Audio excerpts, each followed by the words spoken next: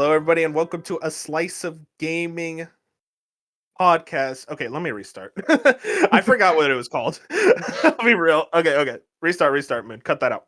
No. Hello, everybody, and welcome to a Slice of Gaming podcast, episode 155 for July 10th, 2026. I am your host, the Uncharted Wolf, and I am joined today by two very special people to talk about all the things in the gaming world. And by all the things, I mean just Xbox. Xbox was the only one who did shit this week. I wanted Sony to do shit this week, but they didn't. We'll talk a little bit about that. But yeah, it was mostly Xbox and then one story regarding Nintendo, which is just kind of the definition of the gaming news cycle nowadays. It's just like, oh, so Xbox is doing some bullshit, and then oh, Nintendo and PlayStation are also there. PlayStation was doing their bullshit last week, but again, I want to talk a bit more about that at the start of this episode. Anyways, I'm joined by two very special people. As I said, let me introduce them. First and foremost, my main man, Jackie G. How you doing, bro? Hello. Thank you for having me. How you doing, Jackie? Are you doing mentally okay since the last week? Listen, there's been a lot that's happened in this last few weeks. Gaming is dead. It's all burning to the ground. Let's just abandon it all and play 3DO games. You know what? I'm down to go back, maybe not to the 3DO, but the game.com. I'm just saying, like that's a system with untapped potential. I think This is there's a Bejeweled game on there. I'm also joined by my main man, Fusion. How you doing, Fusion? Doing all right, This is like the trio for the podcast. I feel like obviously there's more people on, but I feel like me, you, and Jack we're at least once or twice a month. This is always the trio. We're the cool people. Yeah, everyone else sucks. But shoutouts to Bop, by the way. I realized I had him on like 3 or 4 weeks in a row. Like we almost had him on again this week, but he couldn't make it. He's a great but how you guys doing? I want to start the icebreaker immediately. Now, first and foremost, find podcast platform, YouTube, Spotify, Apple Podcasts. Like the podcast, helps us out a ton, and follow us on Twitter and Blue Sky at A Slice of Gaming, all one word. The icebreaker is literally just going to be like y'all's thoughts on the PlayStation decision. Because, last week I had my biggest PlayStation haters, Bop and Dark. They were there for me. Thank you. Now I want to get the two, probably the biggest PlayStation fan, maybe now second biggest. Because Bench, he low key. He's been kind of big on that PlayStation. He bought the Pro. You didn't buy a Pro Fusion, so maybe he's beating you. He left the Pro for PC. That's true. That's very true. I'm also joined. Damn, I'm all over the place today. I've been really broken up this last week. I'm gonna be completely honest with you guys. Okay. Like this and last Jack week, might be a bigger PlayStation fan than me. Yeah, I mean, Jack buys everything on PlayStation. I know, like Right, that dude has like never played Xbox. Yeah, but Hey, I was the Xbox One guy. That was my big defining factor. Jack's a legacy Xbox fan. God, you bought an Xbox One. That's crazy. Yeah, I'm sorry. Man, you two are low-key bigger Xbox fans than like Bop even, I think. Oh, I mean, I've owned every Xbox, so like it just is what it is. Damn, that's crazy. That's actually like. That's why, like, I definitely lean towards PlayStation, but I've never like been like I'm a PlayStation fanboy. I've had both consoles on either side my entire life. So Yeah. the PlayStation I say it all the time, just gave me better games. So like, oh yeah, played the games over there. Jack, you're probably the biggest physical media defender and the biggest one. What was it? The word component? Oh, God, what's the word? When like you're like a supporter of something. I guess supporter. But you're the biggest physical media guy I know. With this decision about discs, I know you have a lot of thoughts that you want to get off your chest. I yapped a lot about it last week, but I'm curious to hear kind of your thoughts like a week later, especially because PlayStation hasn't said shit. They've just been continuously posting, acting like nothing even happened. Yeah. To be honest, there's not much that I can add that you didn't mention last week. I know you went through all of the factors bit by bit, so there's not really that much I can say, other than just say, yeah, I'm disappointed, just like everyone else. It does feel like the end of an era, and it feels like a kind of unnecessary end. Like, I mean, when you look at how many physical games sold last year, it's like they're still making like a billion and a half every year from physical games. Well, not necessarily just Sony, but altogether. and they're just gonna cut that out because they can. It's. Yep. I hope that this actually, like, I'm glad to see all the backlash. I don't think it will last very long, in all honesty. But it is like, I don't know how many of those people who are like saying, "Oh, we're never gonna buy PlayStation console again," are actually gonna not do it. I think Yeah. it all, like, Spider-Man 3 comes out on the PS6, like Fusion's speculating. Everyone's gonna probably buy that anyway. I'm not, but that's kind of just because I like collecting games just as much as playing them. So Jack, I- I want you to know I was outlining it. I was really thinking about it. I'm like, okay, because I'm of the mind. I'm not buying a PS6, especially now. Like I was already wavering. Now I'm like, yeah, fully like fuck PlayStation. I'm done with them. I was thinking about it. What are the things that would make me waver? And I'm like, okay, Uncharted, I can live. I can live, which is crazy. The Uncharted Wolf saying he can live That's a without good name, Uncharted, but man. I can live. I'll survive. I have 4 phenomenal games. I could survive. And also, I mean, like, I could play them at a friend's house maybe if any of them buy a PS6, which they won't, but you know, I could say that at least. Then I'm like, okay, what's left? There's Astrobot. I'll survive. It'll hurt. That one especially, but I'll survive. Ratchet and Clank, that's another one. It'll hurt, but I'll survive. And I thought about it. I'm like, there's only one game that I would maybe think about buying a PS6 for. I'll probably sell it immediately after, but like it's the one game. And that's Bloodborne 2. But I'm safe because they're never gonna make it. So there we go, baby. But I mean that's the one thing I'd waver on. Jack, you're like much more woke than me, so like nothing will make you budge. But like, I don't know well, if I I mean use that's the what word I call woke it. to describe my relationship with physical media, but yeah, sure. I I'm respect it. I gonna avoid respect it. I mean, listen, dude. I think making your voice heard in any way is very important, especially now. I'll be real. Like I canceled my PS Plus because I'm like, yeah, I want to send some type of message. I'm not buying any digital games. Recently Black Ops 1 and 2 released, and it's like, damn, I would love to play Black Ops 2 again, even if it's overpriced as fuck. But I'm like, no, dude, I'm not gonna. I just don't. I won't waver. I'm not gonna buy any digital games on the PlayStation storefront. But even then, man, it's like GTA 6. Listen, I waited 13 years. That's all I'm gonna say. It's like I think it's best know your limits. Don't get mad at other people's purchasing decisions because I saw a lot of that where it's like, oh, the moment Call of Duty came out, now you guys are all like in on it, and I'm like, dude, like I can't judge the way other people spend their money. Like it's just straight up. But hey, you know what? Set your own limits to where you think would send the best message to Sony. It's like still make physical games, guys. Yeah, exactly. And like, I know you've been talking about like switching to PC, and I think in the long run, PlayStation will come back to PC. I think Bob's right about that. Oh yeah, 100%. So, I mean, even if Uncharted releases on PS6, you'll get it on PC eventually. So Yeah, even the like ones that you would buy a console for, I think you'll be able to get them elsewhere eventually. and straight up, Jack, I think Uncharted is also a PS5 game, so like I think I'll be fine. Same with Ratchet. Same with honestly, I'd even say with Astrobot. I think all 3 of those are probably going to be at least their next entries will be on PS5 as well. Certainly possible. I think for me, it's just I have my limit with digital games. Like, I don't want to spend more than £30 on a digital game. If it's one that I'm Mhm. extremely excited for, I'll push it up to 40. But anything above that, I will draw. I will not do. I just cannot bring myself to do it. So Wait in for a a sale type case of vibe, or like I'm just exactly, completely out. Even I'll wait for a sale if need be. And if it goes to below Mhm. 30, if Okami 2 comes out and it's probably digital only because that's going to be still far out. I won't buy it at launch. I'll buy it when it gets under 30. Just It's okay, Jack. We'll unfortunately the way it's crowdfund meant it. to be. We'll crowd. There's We'll no, crowd. it's just, It'd be really awkward if like Okami 2 came out and you didn't play it. So it's like I think at that point we'll crowdfund it. hey, maybe look, if it comes out on a key card, I might cave, but that's like the only Oh time yeah, I'll I do mean I it. bought key cards just straight up. Like I have my issues with key cards, but like I'd rather that over just nothing at all.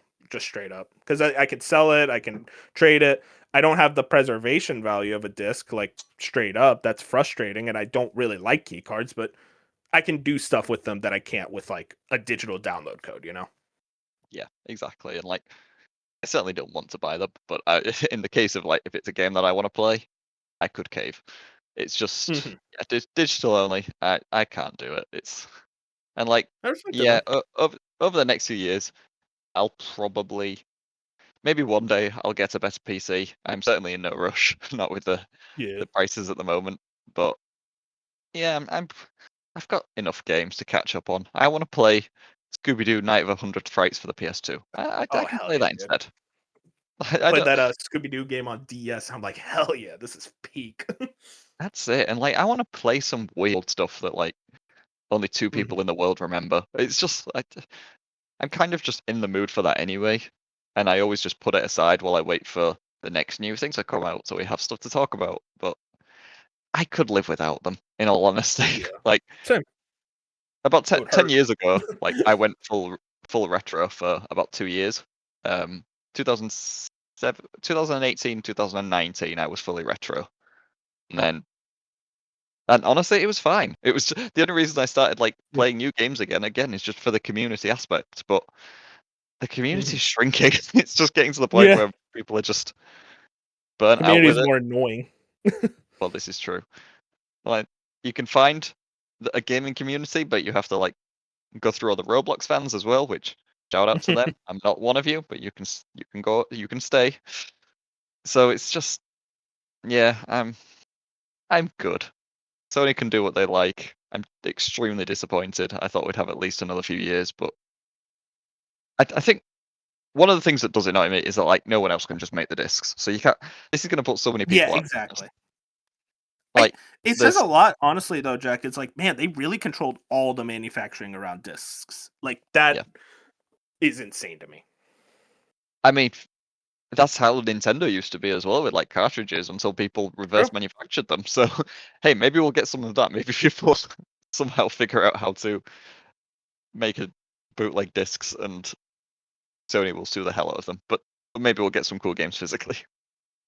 I I bet you there will be a case. I mean, it's clear the EU has already been talking a lot, and like we know they're very adamant about like going against these companies. I feel like there's going to be some type of case. It's like, why do you guys manufacture all the discs and like not allow anyone else to make them?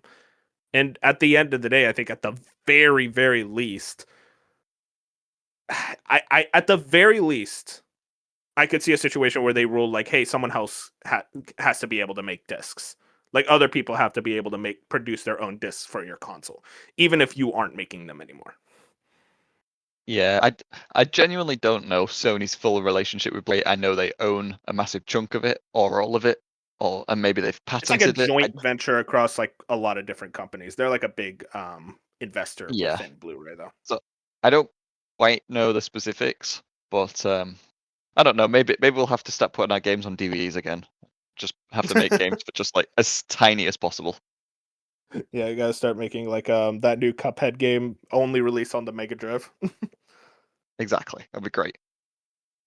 I mean, honestly though, Jack, you mentioned PC, and I kind of want to transition this into Fusion's thoughts of like, uh, in regards to like PC gaming. And it's like the reason I'm switching to PC personally is I think if we're going in this all digital ecosystem, by far the best platform for that is PC because it is a fully open platform. There are multiple storefronts. You can modify your games in substantial ways.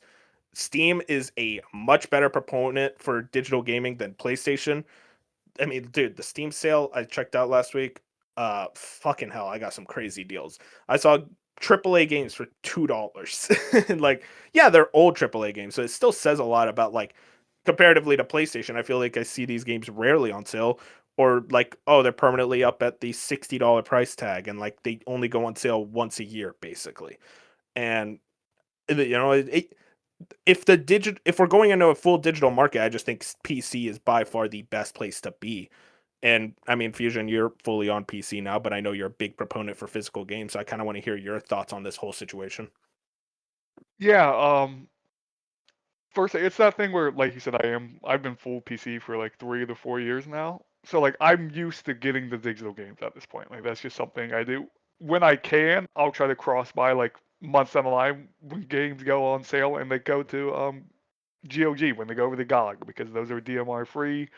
Those are games that you can just download the launcher for, get them offline. You'll never lose those games ever. They're digital media, but those are actually completely yours to have. So it's Yeah. like I'll even use that platform and like try to get stuff there. The only problem with that platform, a lot of publishers and devs skip out on it for that reason exactly. They're like, no, we don't want to do this. We're not going to go this Yep. route. So a lot of your AAA games are not on that platform. That's just is what it is. But even with like something like Steam, it is way easier to own those games digitally than it ever will be on the console.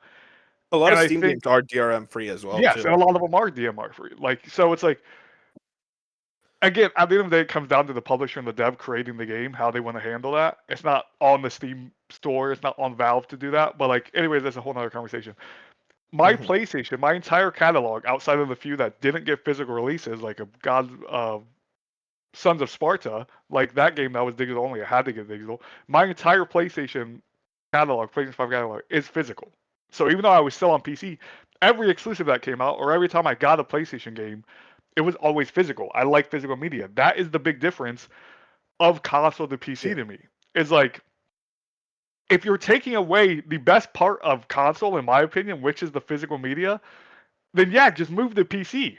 Because the digital storefronts on the console are just drastically worse, and you're locked down to one monopoly. Like there's no way around it. You know what I mean? I can go on my PC and I can look up 17 different official storefronts, and I'll just find the best deal, the lowest price. That's what I buy. And that's what I do for every AAA. I go and I look, and I'm like, what's the lowest I can get right now? As long as they're an official site, and I'm not getting scammed, I'm like, okay, that's what I'm going with. And it's like I get a Steam key or a Ubisoft, whatever it is, that's where I go. And it's like, that's the big difference of why physical media matters so much, especially as a console player and for the console ecosystem, is like, Mhm. you lose all your choice in what and where you can buy your video games. And it's like, Yep. I understand people are used to the digital ecosystem for the last 10, 15 years, and people will be like, I haven't bought a physical game in that time, and they don't care. But they should still care. As someone, again, like me, who is still mainly digital, I understand how important it is for physical media to exist in all types of medium around the world. You know what I mean? Video games, Yep. especially, but it still exists in movies, and music everywhere. Like physical media is still something. It's obviously not as big anymore because that's just the world we're going towards. But it's like I always thought we'd get one more generation of physical PlayStation games. I thought Same. after PS6 it was done. Like I was ready to be like, okay, we get us through PS6. It's probably 2036, 2037, whatever. When PS7 comes out, I was ready to be like, we will never see a physical game again. I was Yeah. like, I came to terms with that. So it was just the fact that they're doing it a generation and probably about 10 years quicker than I ever imagined they would. I think that was the kind of blowback I immediately got where I was like, man, I knew this day was coming, but I didn't know it was today. Like it just felt like it was so fast when we woke up last week and we was like, here it is. And they gave us 18 months of leeway where they're like, hey, this is happening in 18 months, but it's still just like it just feels so soon, even though like we were always leading and going this way and we knew it. Like we us three can sit here and know this day was coming, as unfortunate as it is. I still think there should be people like Jack who refuse to get these digital games at full price and even maybe just at any price at all. Like people should fight back against this. But PlayStation and Sony are not going to change their minds. If I was on Yeah. the podcast last week, that's what I would have said. Like when everyone was sitting there, like they've been quiet for 3 days, they're not going to change their mind. You don't change your mind on something this big, something that affects the entire industry.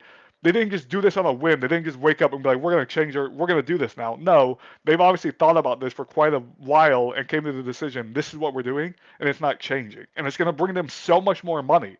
People like Jack who are going to boycott. I love you, Jack. It doesn't matter. You know what I mean? Like I it just agree. doesn't matter. It does not matter a single bit to them. But that doesn't take a Jack shouldn't not do that. Jack's own morals and how he feels about how he digests video games and art is his own. So he should have the rights to do that.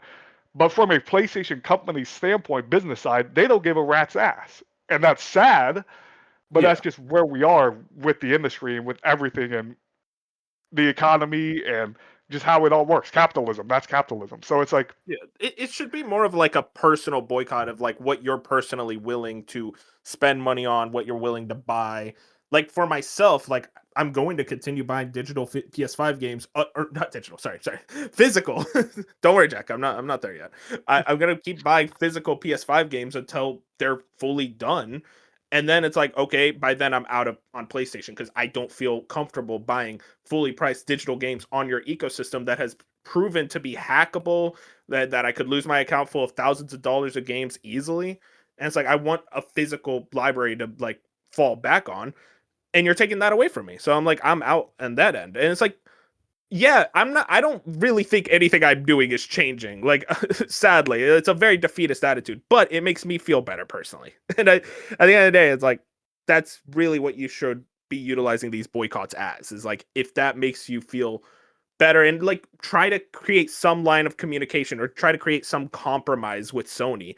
Maybe they find something that we could compromise on rather than just this full stop garbage decision. Yeah, it's like boycotts only work if they're unified. If they are Of an course. established something, everyone comes together and does it. It's not gonna happen with this type of physical media. Like I understand there's like that petition out there that's like 250,000 people have signed. They don't care. Like that's not enough. That's not nearly enough for them to care. You going on Twitter every day on their accounts, cool, keep doing it. They don't care. Like these are just things that Yeah. just doesn't matter at the end of the day. And I'm not trying to be a defeatist. I'm just telling you how it is. I would love for them to roll Yeah. this decision back. I just don't believe it. And it's like I don't have the willpower of you and Jack. The minute they're like, "Hey, The Last of Us 3 is digital only and it's on PS6," I'm getting it. Like I that's don't blame just you, dude. That's the yeah, thing. I and think people are becoming way too comfortable getting mad at other people's purchasing decisions. It's like, dude, I don't give a fuck. Buy digital. Like, there's nothing wrong with that. It's your prerogative. It's your wallet. it's like I would love to get that game physical, and I will be upset that I can't. And I would love to be in a world where I can now just get that on my PC ecosystem, and I'd feel more comfortable. But I know that's not reality I'm gonna get when the PS6 drops.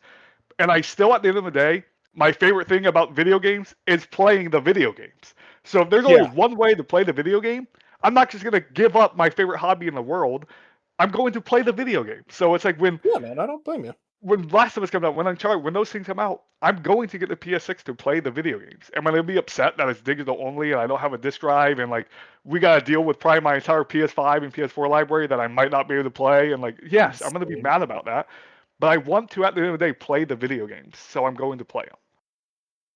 Yeah, and then that's the thing, is like I fully agree with you where I'm like, I totally understand if you're reading this news and you're like, yeah, even as a physical buyer, I'm not going to just completely give up on like a lot of these companies that I really love.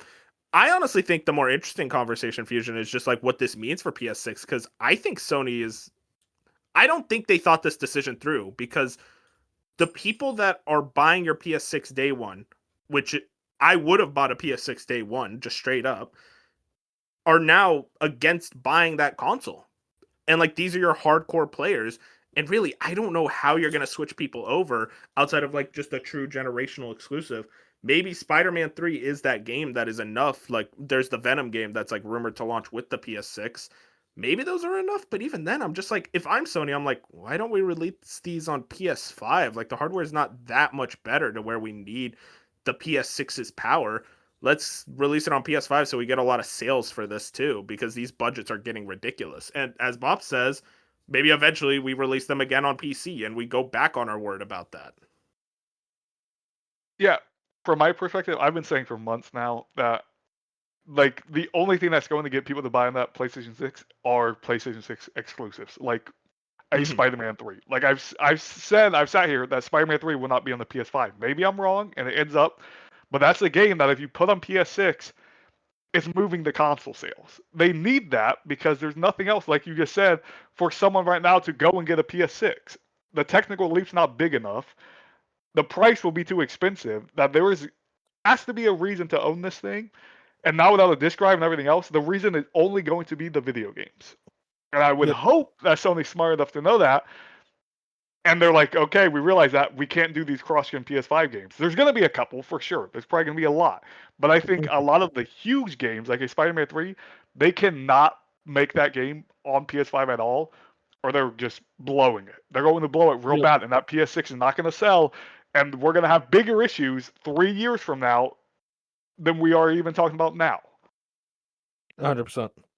I guess one of my Yeah, man. questions there is like, Oh, go for it. how many, there's like, PS6, yeah, it'll come out, it'll have some exclusives. It's not going to have many over the lifetime of the PS6 at this rate. If they keep closing down studios, if budgets keep going up massively. So for every like person that they're cutting, every big hardcore fan that they cut, they're like that keeps squeezing the rest of you harder. And like games on the PS6 will probably be like $100. You're probably going to be full of AI art. And it's like, I don't know. What is the breaking point? Jack, are you telling me they didn't think this through all the way? Oh, I think they thought it through plenty. This will please investors very much for this week. Yeah, And, really. They thought it through for the investors of this short-term like quarter, and then they were like, "Oh They thought it through fuck." the investors of that day. They're like, Yeah, how do we really. make the investors happy today? Like, oh, okay. Yeah, it's just would like to ask this because obviously, like you guys keep bringing up Steam. Are you not worried that like eventually something will happen to Steam to make it completely unshittified like everything else? I mean, that's the thing, Jack, is like I don't doubt that eventually, like if say Gabe Newell leaves the company, or like someone else becomes the president, he's an asshole and he makes it public, and now it's investors start ruining Steam. I think that's all fair.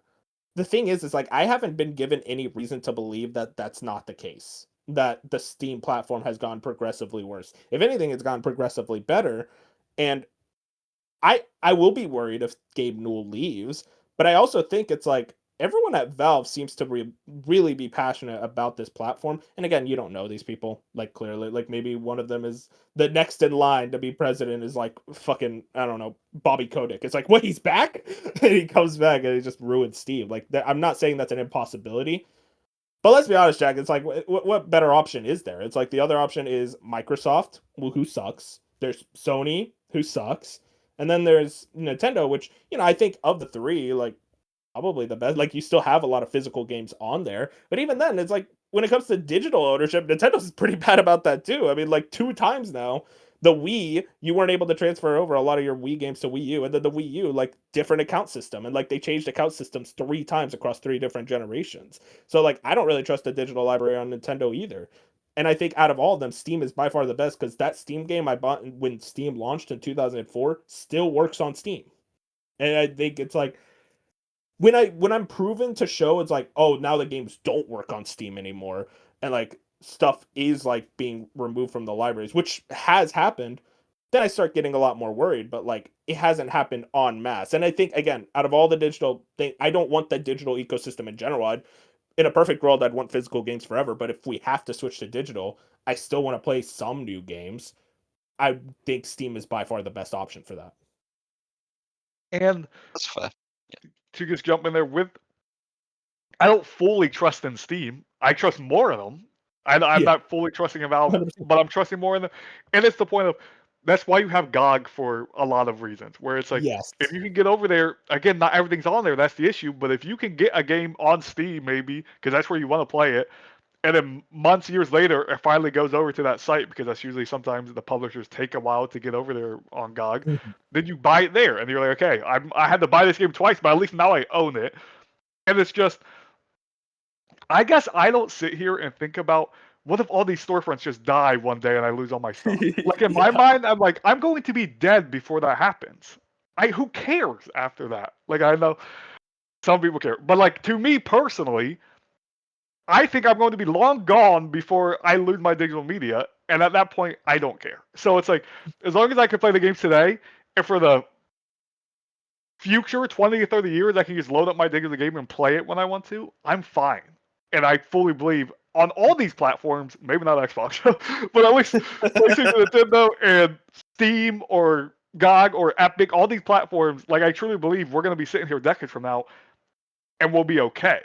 I understand there is more. It's more scary to think about in comparison to physical media, but like there are laws around this stuff. There are things put into standards and just hoping the betterment of humanity, I guess, and trusting these people up there, which granted isn't always the greatest thing, but it's just like I'm never really concerned where I'm like I'm gonna wake up one day, Valve's gonna delete my entire library and Steam just goes under. Like that's just not a thought in my mind. I think it's just a case, Jack, of like I feel like everything in our life is very uneasy. So like we just got to take like what's the lowest risk option. I think at this point the lowest risk digital library is on Steam. Yeah, like I live in agree that America. I have a even this- better chance to get shot at my grocery store than that Valve and Steam goes down. Like that's just the legitimate thing It's here. funny Like because I have no it's funny because worries. it's true. Yeah, like it's just like I have a better shot of walking out and not surviving tomorrow than my Steam library disappearing. Well, write down your PlayStation password, or that'll get deleted. All your digital games will get deleted in 3 years. Yeah, and that sucks for sure. But I have my Just- password. So, like, That's the thing though, is like out of I mean, we saw with Colin Moriarty, he recently got hacked and he lost like access to his account, but he had a lot of connections to be able to get out of that. If my account got hacked, I don't have the same connections. I don't have the ability to talk to like actual PlayStation customer service people instead of just some dude in Bangladesh who gets paid 30 cents an hour and is just like, yeah, I can't do anything, sorry. Like unfortunately, it's just like we're in different places with different positions. Then it's like, cool, I lost all my digital games, but I have my physical library, so it's like, all right, I would be so depressed. Like, no joke, I would be so fucking sad. Windows But PT, dude. hey, you know what? I have my physical library. That's the thing. With this specific change with PlayStation, they have to change everything else. Their customer service 100%. has to get better. Their refund service has to get better. The store has to get better. All Agreed. these things are already amazing on Steam. That's why I worry less over there with my digital library. Exactly. We see time and time again how easy it is to get your Steam account back again. How easy it is to refund the game. I could probably refund Black Flag right now if I want to. I'm not going to, obviously, but I'm 6 hours in. If I told them my game crashed 6 times, they'd be like, okay, we'll refund it. You know what I mean? Like, Yeah. that And just I mean, doesn't happen on the PlayStation. Maybe more on they the need, Xbox ecosystem. I'm not intertwined with it much anymore, but it's just like PlayStation specifically, they are so behind in everything when it comes to yep. customer support and digital licensing and all that. That's the scary part of the PlayStation. Fisher, I've brought this up. It's like what they need to do is at the very least, like I don't think they're gonna reverse the decision either, but like go get like that fucking loser Hideaki Nishino or Herman Holst dumbass, get them in front of a green screen and go like, listen, this is how we're handling everything. This is how we're gonna handle all your concerns. Like here's like kind of a plan. Here's like how we're discussing with the retailers, how like you'll be able to like publish games after the year, all this stuff. Talk to the people at the end of the day, people like me and Jack are going to be mad no matter what, but let the people who are fully digital have less worry about it. Because I want those people to be like, listen, I want to stick with you, PlayStation, but like you're removing an avenue of access. And also, like, I have to trust my full digital library. And a lot of those people are fine with that. But like, create some sense of security. Try to win people back instead of just like pretending nothing happened. Yeah, like they need to sit there and they need to be like, hey, by January 1st, 2028, we're changing the refund policy. We're getting better security. We're doing like they Yes. have to go us through the run this, and I think they will. I do, and maybe I'm just too positive, but I do think between now and 2028, there will be certain changes to the PlayStation digital side There needs to for be. the better. Like there needs to be. If there's not at all between here and then like the upward needs to be even larger because that's insane because of how 100%. bad it is right now in PlayStation. But like I would like to imagine them. They're smart enough. They've been in the industry for 30 years to understand there has to be changes when these things go into effect. So, like, again, it's all wishful thinking maybe and just hoping for the best. But the other, it's either you don't play the video games or you do. You know what I mean? And I'm just gonna play the video games. So, No, yeah, I don't disrespect your decision at all, man. It's totally fair in my opinion. But yeah, I don't know. We will see. I still think PlayStation sucks. I don't really have much faith for anything they decide nowadays. But that's fine. I'll be joining you PC freaks. That says a lot, by the way. I want to point that out. I hate PC. There's nothing I hate more. I was trying to get my fucking Steam Deck connected to a dock to play on the TV because I wanted to emulate a game. That shit, like Dark was talking me through it, that shit took like an hour and a half. And I'm like, dude, this is the worst platform. But fuck it, I'll deal with it. I'll learn because I'd rather trust Steam because I love Steam. That's the thing. I love Valve. I love Steam. I just don't like PC. I'll deal. I'll learn. I'll figure it out. It's better than fucking trusting my entire digital library to fuck ass PlayStation. Well, boys. I'm glad that we can Oh, use sorry, the No, I was gonna say I'm glad that we can use the icebreaker for our personal therapy sessions. I hope we're all feeling better. Yeah, really. But, I I'll mean, give you the it was either that or you tell me your favorite ice cream flavor. Okay. Well, That's my favorite. Save that for next week. It's important, that one. You need a whole episode for that.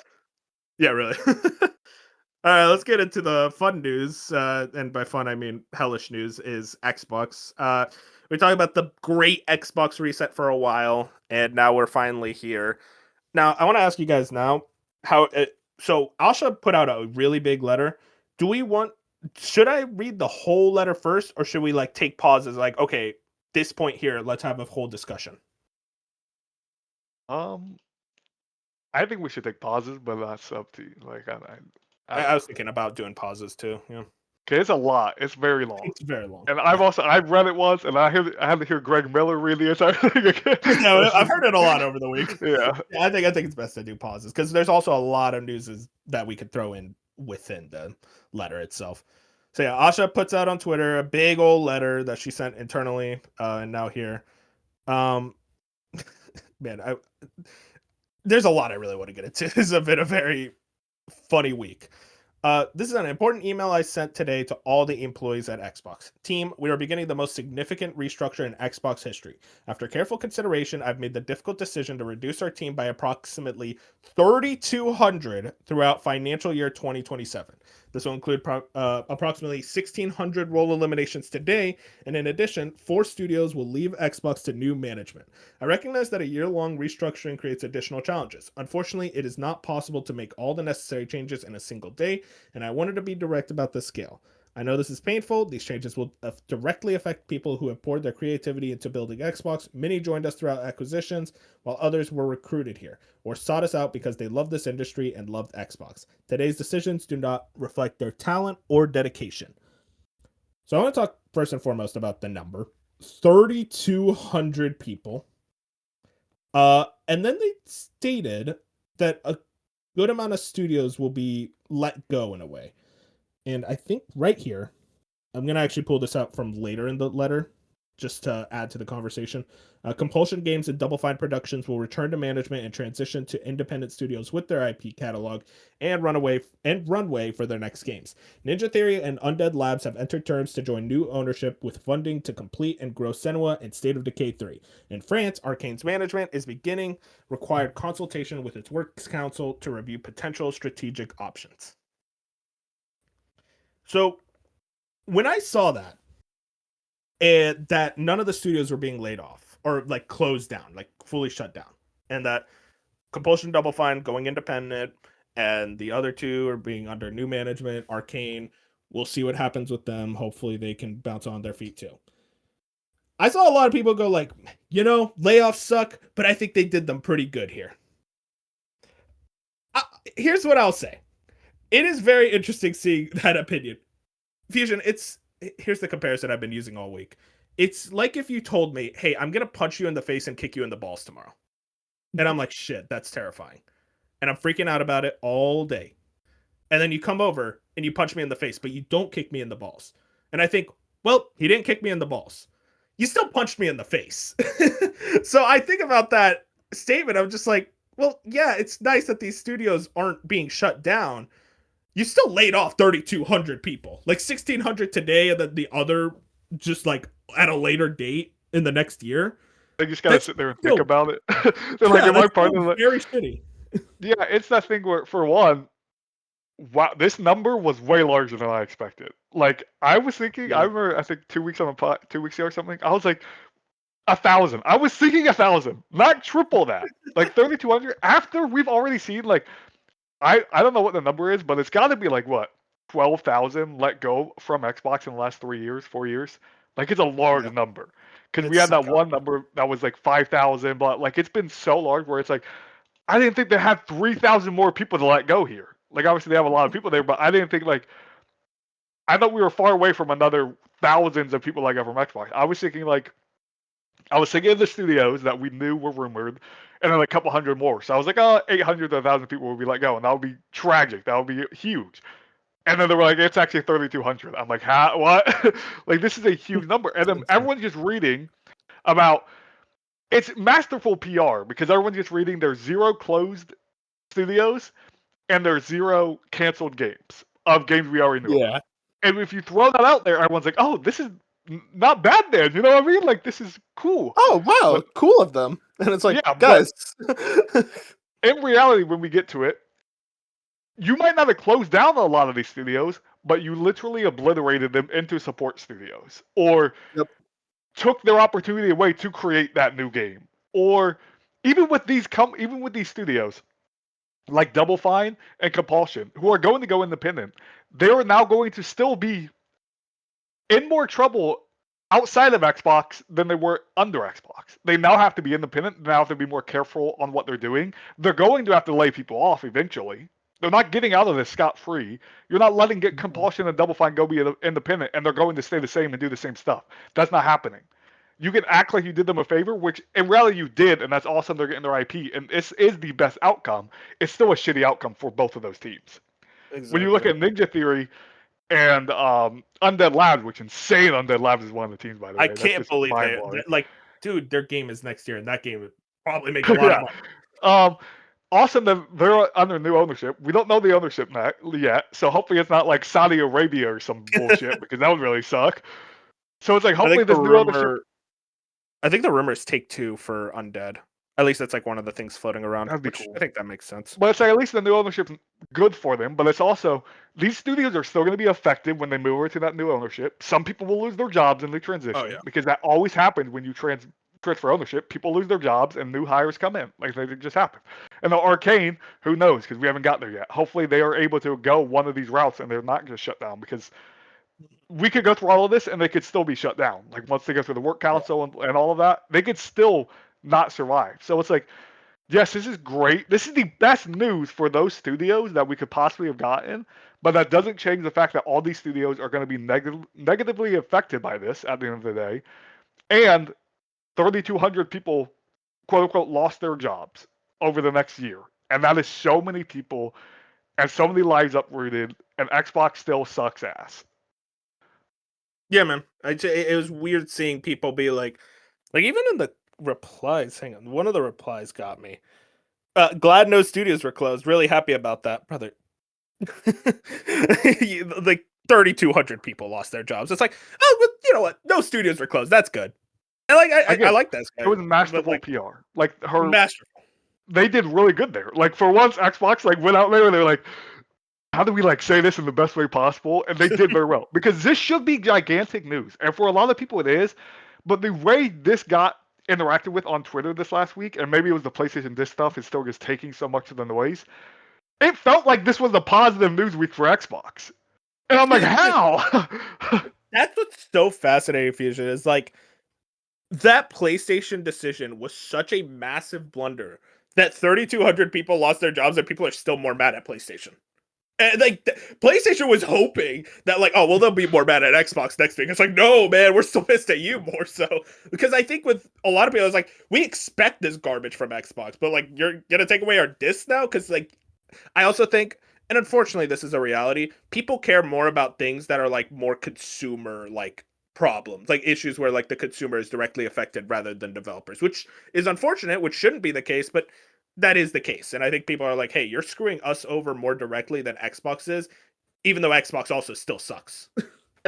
I get this is a small group of people in the world and not everyone's terrible, but it's like these same people who were like, oh, this week this news was nothing from Xbox. They overblew. I literally saw people say they overblew a bloodbath. 3,200 people is not overblowing anything, you morons. And for two, these were the same people who were like, well, these studios made shit anyway, so shut them down. Like, they weren't mad about if these studios survived or didn't anyways. These are a lot of the same people who I'm talking about here, but it's like, man, yes, we got some silver lining here in this news story, but this is massive, heartbreaking news overall. And the entire week, it just felt like people were just spinning it in a positive way. And I'm like, how can you spin this any way positively? Yeah, it's just like all we could think of is, oh, at least it wasn't as bad as we thought, but it still sucks, man. Jack, I know you have a lot of not nice words towards Xbox. Yeah, and the unfortunate truth is that I've already said them many times. So there's not much to add. It's just a mess. Continues to be a mess. I completely agree with Fusion that I'm so fed up with people trying to find a silver lining here. I think that's vile. Like, this is so many people. Like, I know they're saying, oh, well, the divested studios are included here. Okay, so let's just look at the numbers. According to the last count for each of those studios added up, I think that's around 400 people in those 4 studios. So, Yeah. because obviously some are quite small, some of them are a little bigger. So that's still an awful lot of people not in those studios getting cut. There's all of id Software that I know we're going to get to later. There's ZeniMax Online. There's trying to remember some of the other ones, but it's just. I think they said also it's like the next round is going to mostly be affecting Blizzard. So Yeah, the one part of Xbox that's doing quite well at the moment. Yeah, we need to start slaughtering them as well. Of course. I just don't. I don't know how you could like realistically be like an Xbox fan anymore. And I'm not even trying to like console war this shit. Listen, man, I hate both of these motherfuckers deeply now, especially after last week with PlayStation. But like, being an Xbox fan, like, I don't know, man. You can play games on Xbox. I'm not disrespecting you there. Like, play games on Game Pass. I don't care. But like, man, I don't know how I could like label myself as an Xbox fan with all this shit. Like, this company sucks ass. But again, this happens every year, and within a few months, people forget, and they'll do it again this year. Yep. And in a few months, Asher will post something that they like, and we'll be back to square one of Xbox being great and everyone loving Xbox again. And it's an exhausting loop, but it's going to continue until Xbox gets sold off or closed down, which I still think is very much on the cards. I think, especially like. I mean, with a lot of SIE is a spin-off of Sony, so like I wouldn't doubt that eventually we get like Xbox spinned off. Sorry to interrupt, by the way. I almost just think it'll be sold off entirely. Like, Oh wow. I kind of think that's why they're getting places like Mojang and King reporting directly to Asher. I think they're trying to like spin them off a little bit more to their own separate parts. So like if Microsoft did want to sell off all the Xbox brand, they could keep Mojang and King, which just speculation on my part, but like looking at the moves that they are making at the moment, it's hard not to imagine that. Yeah. Yeah. Not a fan. Not a fan. I want to continue the Asha letter here. Kind of stuff you were alluding earlier. Our business today is not healthy. We are operating at margins that are 3 to 10 times lower than comparable platform and publishing businesses. We entered Gen 9 with a smaller install base and a higher cost structure. To grow, we bet on Game Pass, multi-platform, and a broader portfolio of content. While those businesses have created meaningful value, they did not grow the pace we expected. As that happened, our core business weakened, and we added more teams, more investment, and more times, hoping for a better outcome. And now the industry is facing the most severe hardware crisis in its history. We must reset Xbox. I can't get over the Xbox is all capitals. I know she's so pissed every time she has to write one of these, and she has to put it in all caps. I know she's pissed. Yeah, the lawyers are like, oh, it's Xbox, all caps now. It's like, God damn it, why did we do that? Why did I make the poll on Twitter? First, we will reset our content portfolio. Since 2018, we have aggressively expanded our studio portfolio, while the number of games created each month across the industry now outpaces the last 10 years combined. We now find ourselves competing not only with the largest publishers, but also with smaller independent studios. It is neither possible nor desirable to own every great independent studio. We have also learned that we are not the best home for every type of studio. In a typical year, we lost 64 cents for every dollar we invested. As we reset Xbox, we will help independent creators succeed by providing open development tools and audiences to realize their vision. 64 cents for every dollar. They were actively losing money.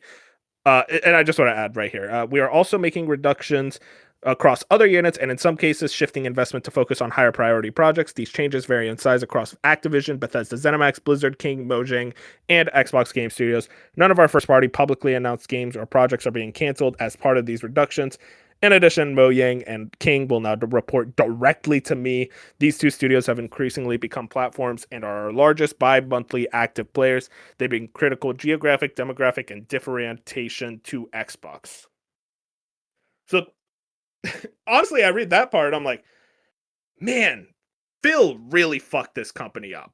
And I feel like we have a lot. Phil has like a silver tongue where it's like, oh, he's so likable. He's a gamer like us. But like, I really honestly should have seen this like years ago. It's like, damn, he kind of sucks at his job. And really, I think more and more, I'm like, that Activision Blizzard deal was genuinely the worst deal they've ever made.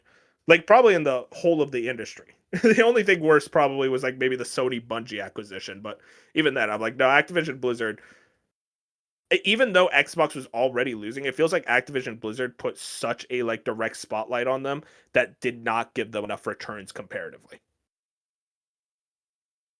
Yeah, it's that thing where we sat here, some of us, not all of us, some of us sat on this podcast 3 years ago and said Xbox should not buy Activision. Like Oh yeah, me and we you. I all know this we were very all adamant. stemmed from a bunch of idiots online thinking that was the greatest deal ever. Like that was the greatest thing ever. Activision was going to be saved. Xbox was going to be the best thing in the world. Nothing has become positive from the deal. Every year, more people get laid off because of that deal. Xbox loses more money every year because of that deal. They already bought Bethesda. They already bought all these independent studios. They did not need Activision at all for that deal for $69 billion or whatever the number was. And Yep. so many smart people said, let's not do this. Like, this isn't smart. But no, because fanboys and gamers and all these people thought it was so cool to see it happen. We're still seeing now 4 years later, 3 years later, whenever that deal closed, the effects of that. And that's going to continue and continue and continue. That'll be a year-long thing. They're going to write books about that damn stupid deal that should have never went through. And it's just like it just affects everything. And it was that thing of, yes, a lot of acquisitions were happening at the time, just because the industry was growing because of COVID and all these shareholders and higher ups had such a short-sighted mindset that they were like, okay, the gaming industry is just going to grow forever. And obviously that didn't happen. And so you had people like Phil Spencer that wanted everything, and they had the money to go get everything, so they did exactly that. And they didn't think about 4 years from now when no one buys fucking Xboxes anyways, and you didn't make any of these things exclusive, and you're not Game Pass isn't getting any better, and it's getting more expensive. It never worked out. Now So you make yes, it exclusive. comes down to at the end of the day, just like all of these stupid decisions from these companies, the leadership at the top failed everyone under them. And they continue to do it, and that's been Xbox for 15 years, is leadership and leadership and leadership not working. Fusion, me and you both listen to Kind of Funny. One thing that has been driving me crazy is like the weird like defense Craig has been putting for Phil. It's like, oh, it's all Satya's fault. It's like, listen, I hate Satya Nadella. I think he's a dumbass. Phil is a fucking clown too. Okay, clearly he made a lot of these acquisition deals, and I honestly, if I'm Satya, I'm like, yeah, dude, I expect bigger returns if you're gonna spend $78 billion on a fucking publisher. Yeah, it's just that thing where it's like and I'm not going to defend Phil Spencer, but at least he was terrible at his job, but at least he would admit it. Like he's like, yeah, Xbox lost, bro. Like, we did lose. Like, we did bad, and I think again, I can't even completely blame Asha. She's still horrible, and she's gonna do horrible things. She's done some good things, but it's like she did just get a shitty ship. Also, she got what she got a few months ago. This was always going to happen under her.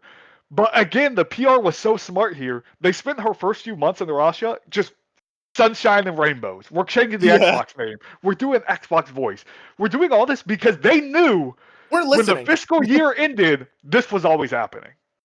So Phil had to get out. Asha had to come in. They had to change the narrative for 3 months so that when this day would come, people would sit here and they would hunker down and they'd be like, we still believe in the vision of Xbox.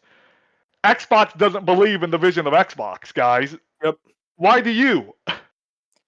Yeah, man. I don't know, man. Just Jack, did you have anything to say about that specific point about how much fucking money they're losing? No, not really.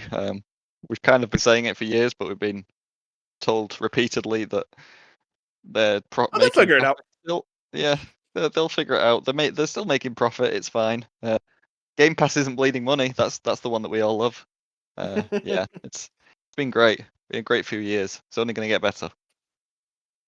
I kind of want to ask now because I don't think she actually brings up Game Pass. I'll just ask now. She mentioned like earlier about betting on Game Pass and multi-platform not working. Yeah, I'm going to say it right now. I think the Game Pass experiment is over.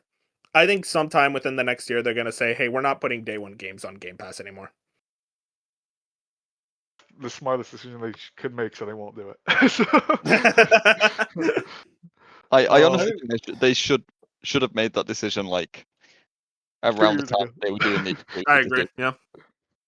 Yeah, they should have done it. It just doesn't make sense. Because it's like, and again, like all these studios that have just spun off, they're having to go to investors at the moment and say, "Can you fund our game? Oh, how much did your last game sell? Not many because it was on Xbox on Game Pass." So, Yep. Yeah. Hey, we had for it. a million players. They didn't buy it, but we had a million players. That was pretty cool. And then Yeah, those investors are like, did they pay for it? And you're like, no. So they didn't pay for it actually. Wait for more than The 5 perfect minutes about that. the perfect example is Doom: The Dark Ages had 3 million players, but 2.3 million of them were on Game Pass, or I think it was 2.2 million on Game Pass. And it was punished for that. It's like, oh, why didn't you sell more? It's like, because you put us on Game Pass. Yeah. So it's like now they're gutted because of that, which I'm gonna bring up in a bit. And I want to jump in with this real quick because I don't know if the story's gonna come up about um, the IO stuff. Where it's like Yeah, well, yeah, that This- was we talked about it last week, but yeah, that's a fair point to bring up. where it's like Xbox, all this Xbox bullshit isn't even just affecting Xbox employees. The fact that IO just had to lay off an entire studio because Xbox pulled their funding on this third-party deal they had. Insane, man. You know what I mean? Like that is Xbox. You're- That is because of Xbox. IO had to lay off a studio, and it's like, It was the same. luckily they got the IP. What'd you say, Jack?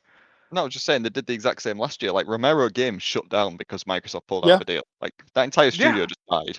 Virtuos had to lay off loads of people. That's assumedly because of Microsoft. Don't think that one was ever confirmed. So don't sue me, Virtuos or Microsoft. But they do it every year. Like whenever they cut all these projects, they are ultimately harming a load of outside investors as well. Like Contraband is another one where Oh like God, They stole my Microsoft beating pulled heart. out of that and Avalanche just didn't want to let it I'm die. so scared for Avalanche. I'm surprised they're still around, man. God, But yeah, it's like they've definitely- been a net Microsoft negative for really the good. industry, like just straight up.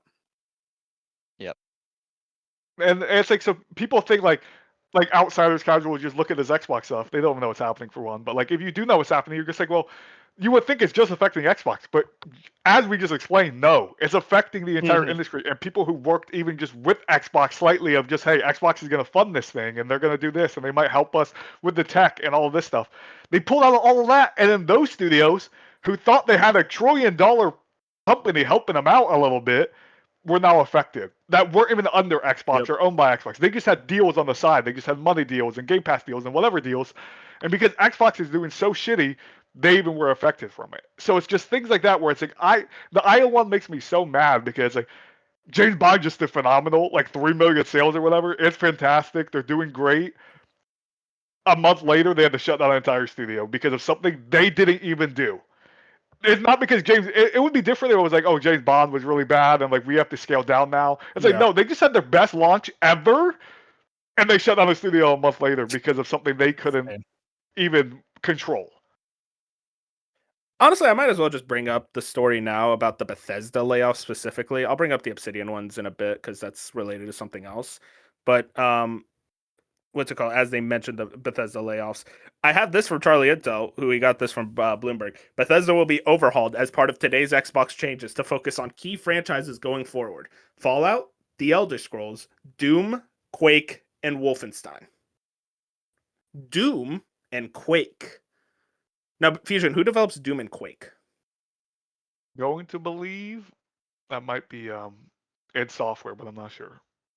I think it's id Software. Now, that must mean they're probably unaffected by the layoffs, or at least like a small percentage. id Software Dev claims it's been very safe. id Software Dev claims it's been relegated to support studio size as 136 layoffs confirmed. Doom and Quake, you want to focus on, and you want the support studio to make it? Andy Robinson has this. An id Software developer affected by this week's sweeping Xbox layoffs has claimed that the Doom and Quake studio has been nuked into the dirt and relegated to support studio size. On Wednesday, a warn notice filed in Texas indicated that 96 workers have been laid off in Richardson, Texas, where it is based. And further, 40 remote roles have been cut for a total of 136 job losses. Which, by the way, I want to point out something real quick. I live like literally right next to Richardson, so it's very weird seeing that. I live like 10 minutes away from id Software. They might need to hire you. Yeah, You might need to get hanging I out. don't want to lose a job, man. According to an announcement published by the Communications Worker of America last December, it had 185 employees in total, which would mean that if that figure is correct, the majority of the studio's workers have been laid off in this week's huge Xbox cut. Derek Best, a former VFX artist at id, who had been working on all 3 modern Doom games, published a lengthy post on LinkedIn saying he was, quote, in shock about how brutal the layoffs were. Collectively, decades of knowledge has wiped out from the studio, he claimed. The VFX team was eliminated down to one single artist with no lead or producer. The engine programmer responsible for the massive gains in the VFX pipeline improvements, like all the particle editor work, was let go as well. All devs that had Houdini knowledge for procedural modeling or cached animations that were wiped out, so all the work for Doom the Dark Ages in that program, had gone to waste with no one to carry on. He concluded, great job, Microsoft. Nothing says business success like looking a team into the dirt and relegated them to support studio size while also throwing out massive technological achievements. There's a lot more, but like we kind of get it. Basically, id Software was just fucking gutted. The stewards of Doom and Quake, the franchises that they want to focus on, by the way. And I also have this from Andy Robinson that they pitched a perfect dark game and a new John Wick style original IP. And then a new report by GameSpeed explores the events. According to the report, id Software is vulnerable to cuts because it was between major projects, having just shipped Doom the Dark Ages DLC this week. It's claimed that it had pitched various projects in the time since the full Dark Ages game released last year, including multiple original IPs, but none were greenlit, and new CEO Asha Sharma has since pushed for a company-wide refocus on its biggest brand. Yeah, man. This fucking sucks, man. Maybe I feel like I would be having like way more of a rant about this, but like I'm just so like spent on this last few weeks of the gaming industry that I'm like, yeah, sure. One of my favorite game developers just like completely gutted and now effectively just a support studio, which is insane to me. It's like there's a lot of things to really pull out of this. Here's the thing that pisses me off the most, Fusion. It's clear they don't want to use id Tech anymore, which is fucking psychotic. Because really, if you were a smarter team, you would have a lot of your Bethesda studios just be on id Tech. Because that engine is magic. It is so good. It's really strong porting wise. It adds a lot of benefits to a lot of these devs. And maybe that would work better than just having everyone on Unreal, which has provably, at least with Unreal Engine 5, been having a lot of issues. And also you have to pay a fee to Epic to even use that. So that's taking more of your margins. But it says like, no, we're just done with id Tech, which is just insane, man. I'm just like, I look at the id Software cuts and I'm just so confused. Like that team, you're going to lay off that team and make them a shell studio because you released Doom the Dark Ages day one on a shitty fucking service that nobody fucking uses. At least no, actually, a lot of people use, and that's you're gonna punish them for being on that service that you cannot decide to. They can't go like, hey, can we not sell on that service? We want to try to have more box unit sales. No, you're on that service, and they're being punished for it. Just aggravating, man. And like, I'm not even sitting here like, oh, it was a huge Doom the Dark. Like, I really like that game, but it's my least favorite of the trilogy. I wanted to see what they could do next. Maybe something that wasn't Doom. For Dude, what? Like some of those new, like some of those projects sound so cool. Especially the new IP. It was like cyberpunk stuff, like John Wick cyberpunk stuff. Wick, I'm like, that's awesome. I'm like this, and it's the thing of. We also got some quotes from employees that were like, if we knew it was going to be this bad, we would have rather have been sold off. They literally said that. They literally said we would have rather not been under Xbox. Yes, I wish we got sold off. But Jack said it in the Discord a few days ago. Xbox would have never let it go anywhere else. Oh, that was that was Bop. Okay, like they would never let id leave. They won't use it the same way they did for the last decade or whatever. Like they're just never going to let them leave. That they're too important to leave, but they're not too important to actually use in the correct way. You know what I mean? Like, yep. Because of these other studios, again, not hating on the other studios, but the IPs they took, not great. Whatever they took them, they're on their own. I don't think I'm losing much not having Kiln. They weren't going to let it take Doom. They just weren't going to do it. But I imagine, even if it couldn't take their IP with them, they would have rather left. They would have been like, okay, we'll make our new IP. We'll do something else. We do anything but lay off 75% of our staff and then throw us to the wolves. Like, there's nothing positive here for id. Like, it's just crazy that to have people sit there working at the studio and be like, we would genuinely, you would rather have sold us than what you guys did. And that's why, like, Yep. you're still here, keep going. Yeah, it's just like, oh, you have one VFX artist. Like, what the fuck is he supposed to do? That one guy? Like, what are we doing here, man? It sucks. It's just, and like, dude, again, like they're a local team, man. I want them to succeed. I love this studio. It's just like you can't give them any respect for making 3 phenomenal games, like 2 phenomenal games and 1 really good one, and you're not gonna give them any respect and like allow them to like carry on and maybe do something new, maybe Quake. They've got a Quake like anyone buys a Quake. There's no Quake. I think if anyone could sell a Quake that's good enough, it's id Software. Yeah, like for they sure. would make a Quake that like I everyone like would be down for. my hot take, even I guess kind of fresh off Doom Dark Ages. I just think I'm not saying people don't care about Doom anymore. Obviously they do. Doom's still a big IP, but it's like I think even it themselves sounds like they wanted to move on from Doom. They were like, let's make a Perfect Dark. Let's I do wanted a new them IP. to move on. Yeah, I want them to move on from Doom. So it's like the fact that it sounded like its wishes were like, hey, we don't want to do Doom after this. And Xbox say, no, you're doing Doom, guys. Like you're doing which to With credit 50 people. yeah, to give some blowback to that is we've also said Xbox up to this point has been too lenient with what their devs are working on anyways. But it is not someone when they give you 3 Dooms in a row, you tell them no when they're like, hey, we can make a new IP because their new IP could be amazing. So it's like Yeah. I understand there is some gray area there, but it's like, man, Or at it the sounds like very it least, wants to get off Doom, and now they don't have a studio. They don't have 75% of their studio, and they're just working on Doom. That's what they're doing for the rest of their lives. that's the thing is like I support, or I don't want to say I support, but like in certain situations, I do think it's on the right of the publisher to say, kill him. No, dude. Psychonauts 3, go make that. Like, it's a double fine, you know? Like, don't let them do whatever you want to an extent. But in the case of, like, id Software, one, I think they very much proved they could handle a new IP. Like, I think they could show off that makes sense for them.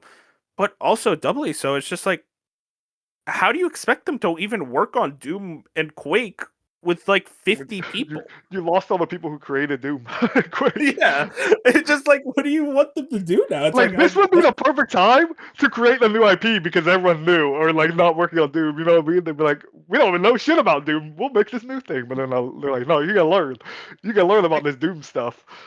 The way I think about it now, Vision, is it's basically just going to be like a support studio, like, oh, like well, we're going to help you guys with Elder Scrolls 6, wherever the fuck that is. Apparently, Shire says 2 to 3 years still. Thanks, Bethesda. So, like, they're going to be a support team on stuff like that, maybe with Wolfenstein and help out there. And eventually, they'll be able to greenlight a new project, and they're going to hire up. And guess what? They're going to fully switch to Unreal then. Because it's like, oh, well, we need new programmers, and they don't understand id Tech because we got rid of all the people who understand id Tech to a supreme level. So you guys switch over to Unreal now. And it's just going to be way more homogenized. And probably the game's going to be substantially worse because id Tech was a big part of what made those Doom games really, really good. I'm gonna be really negative for a second. I think Yeah, this is id is going out the same way Bluepoint went out. Like that's what's going to happen. Id will be shut down in a few years. I think it's almost if you look at it a little bit different, obviously, because Bluepoint was a remake studio, but it's like Bluepoint in the last few years, they had a little bit of cuts. We know when they finally got shut down, like the studio was less than 70 employees, like it was pretty small from a few cuts before then, a month that like they were cutting people. So for the last 4 years before Bluepoint finally died, they were exactly what id's becoming, a support studio that was kind of lost in limbo, and they're like, well, should we make something multiplayer? Should we go help Elder Scrolls? Should we go help Santa Monica? That's what Bluepoint was doing. And it's like it's sounding very similar in a way where it's like Bluepoint, very respected team. I think is a lot more respected. They've almost been around long. They have more legacy, but it's a similar vein of both amazingly talented studios that I think is going to meet the same detrimental end because of leadership at the top. And I'm hopefully wrong, but right now I'm reading into it maybe too much, and I'm just like, man, this sounds so much to what Bluepoint's done the last 4 years, but the start for id, and it's like, man, that just sucks to see. Yeah, man. I don't know. hopefully they can greenlight something. Just get something started, higher up a bit as like. So it will be Doom. It has to be Doom, apparently. So Yeah, or Quake. there's no like a Quake comes out and it's not. They're dead. When was the last Quake? I don't know much about Quake, but I know that no one cares. That Quake was like a pretty big deal back in the 90s, which great. Yeah, like 40 years ago. 30, all right. But no, I get it. It was always like a franchise that could have came back. The thing is like Quake Champions, they had that multiplayer game a few years back, and no one really cared about it. I mean, I'm of the mind as like if anyone could make it work, it's id. At least pre-layoff id. But now it's like the Unreal Engine Quake game. Like, yeah, that's probably not going to do well. Like, and just don't believe that. Pre-Doom 2016, I would have said, "Who cares about Doom?" Like honestly, yeah, exactly. So it could have made it a thing. Exactly. Yeah, you know what I mean. Like if there's a new Quake that comes out 3 years from now or whatever, Quake 2030, and it's like now people care about Quake again. I could see a world where that does happen. I'll play it. Like, man, they dropping Quake along the others is just so funny to me. They just Quake does not fit in. Quake is the Shaq hiding behind the tree. It's like, how did you get there? It's just, I think it's just a name that Asha knows people know, and she's like, throw it out there. Get it on there. Quake, I guess. I don't know. It said Fusion, one of the names, not Dishonored. It's tough. Though granted, they're also getting rid of Arcade Leon. So I'm just saying that's Arcane stuff. So don't matter. Yeah. What other franchise? Oh, you know what was it mentioned? Starfield. Hallelujah. We won, baby. Listen, I'm sorry. No, I'm sorry. Starfield. Jack's pissed. Yeah, fucking Jack. Whatever, Jack. Starfield fan. Don't talk to me anymore. I'm sorry, Jack. I do like Starfield. This is true. Anyway, I do want to also bring up Xbox cuts hit Bethesda Game Studios as dozens of programmers, artists, designers, and QA have been laid off, many of whom worked for BGS for decades. And if you want to know something, I think I saw a quote going around of like one of the devs is like, yeah, this is going to delay Elder Scrolls 6 internally, which is very funny considering it's like this game that's been taking a while. You're going to lay off people on the team that are making this massive game that's going to sell millions upon millions of copies. Xbox, you suck. I had to say it. I'm going to say it. Xbox is not very good. You're bold for that. I know. It's crazy. I know. I hope I could still hang out with Jez Corden. Wait, it's like I don't want to say it because there's no silver lining here, but it's like if I could wave a magic wand and it's like the only positive that comes from all this that's happened in the last few years in the gaming industry is that devs and publishers and all these people realize, yeah, our budgets ballooned, our time frames got too long, and we're gonna go back to 3-4 year game dev cycles and less than $100 million budget games. This would all kind of make sense, but that's not where we're going. We're going to continue to make the biggest games on the planet every 8 years, and it's not going to work. And it's just like, man, if they could learn from all this bullshit that they're doing and sit here and be like, hey, every 3 years we're going to make a Fallout. It's going to be $50 million budget. Like, it doesn't have to be the craziest, newest thing every time. Gamers are going to show up no matter what. They just want a new Fallout game. Or anything. Same for PlayStation, God of War, whatever the bullshit they want to make. Horizon, we're about to go 12 years between them somehow. Last of Us, whatever it is. I just hope one day, not too far from now, these people realize how good we had it in like that 360 PS4 era. Just, everything just came out and you reused assets and that was okay. Yeah, nobody gave a fuck. Now it's like you're listening to the Twitter bros who are like, oh, they reused the city from Spider-Man 1 to Spider-Man 2. It's like, yes, that's how that works. New York City is not different. I'm playing Black Flag right now, and I'm annoyed that when I have to loot, I have an animation. I'm like, this probably looked cool, it probably wasn't that much time for you, but like, man, I don't care this much that I have to punch every chest I see. I can just do a crappy animation to get the loot, save me some time, and save you some dev time, brother. Let's keep going. I think about it, Fusion, where I'm like, I'm fine with like a couple developers doing that super detail. Like Rockstar and Naughty Dog, yeah, let them do that because they are provenly showed that they're really good at tech. They're really good at pushing the medium forward. I'm fine with those games being as detailed and like, oh my God, fucking Arthur Morgan's pores and dimples sweat or whatever. I don't give a fuck. Yeah, sure. Like, let those guys do that shit. But also, I want to tell a majority of these game developers and publishers, it's like, brother, you are not that guy. You don't have the funding and the dev talent and the resources to be able to do that. GTA 6 is going to have $1 billion plus budget. You don't have $1 billion plus budget. So, as you said, don't put a fucking loot animation. Just let them grab the shit. No one cares that much. And if they do care, they're probably not even playing the game. Let's just be completely honest here. So, that's just aggravating. It's aggravating. And that's just where I would like hope that's how, because this isn't mainly on devs. This is the people above them. I would hope on leadership and people on the top to realize, man, the last 5 years, because of COVID and everything else, we ballooned so much.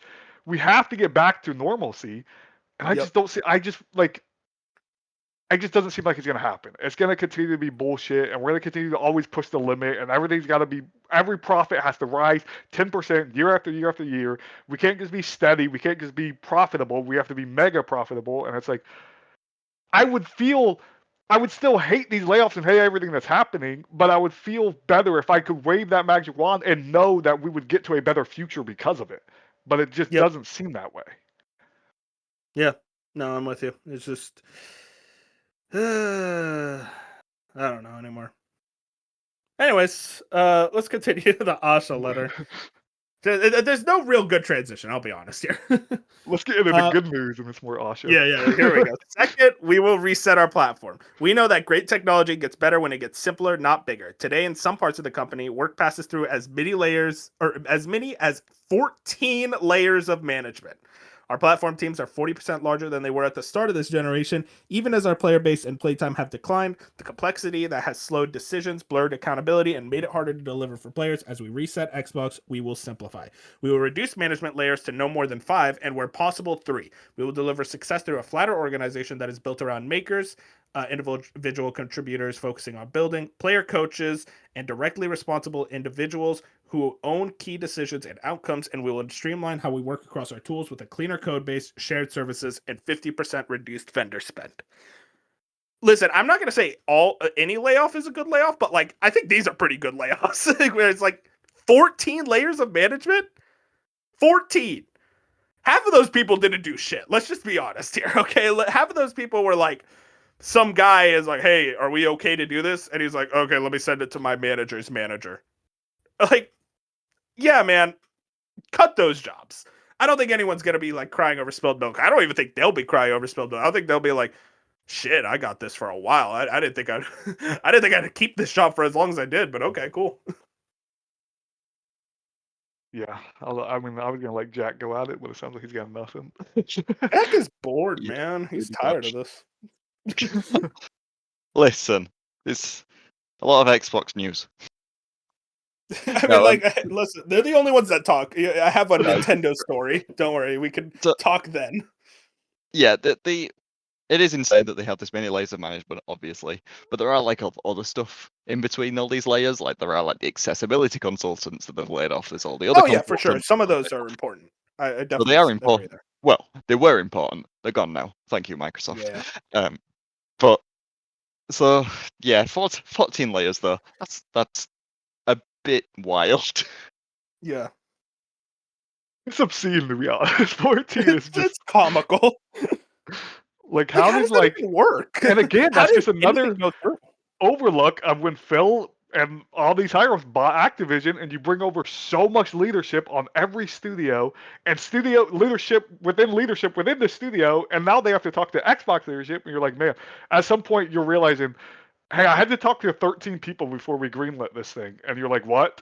Like, Asha's probably sitting there like, what the hell are you talking about? Like, yeah, I had to talk to 13 people today before it got to me, and then I greenlit it today. And it's like, oh, no wonder Elder Scrolls is taking 10 years. Or like, no wonder we don't have a new Fallout game, because it's still on the desk of the 7th guy who still has to pass it along to the 8th guy. And you're like, okay. It's like, okay, well, we can't get anything done because there's so many fucking people at this company who aren't doing anything. Like, we don't need this many lines of communication. Even when she says, like, we want to get it down to 5, I thought 5 was a lot.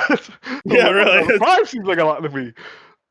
Yeah, and I understand these are big corporations. There's a lot of people. Yeah. But it's also like, I feel like I could handle all the communication for Bethesda. I don't know.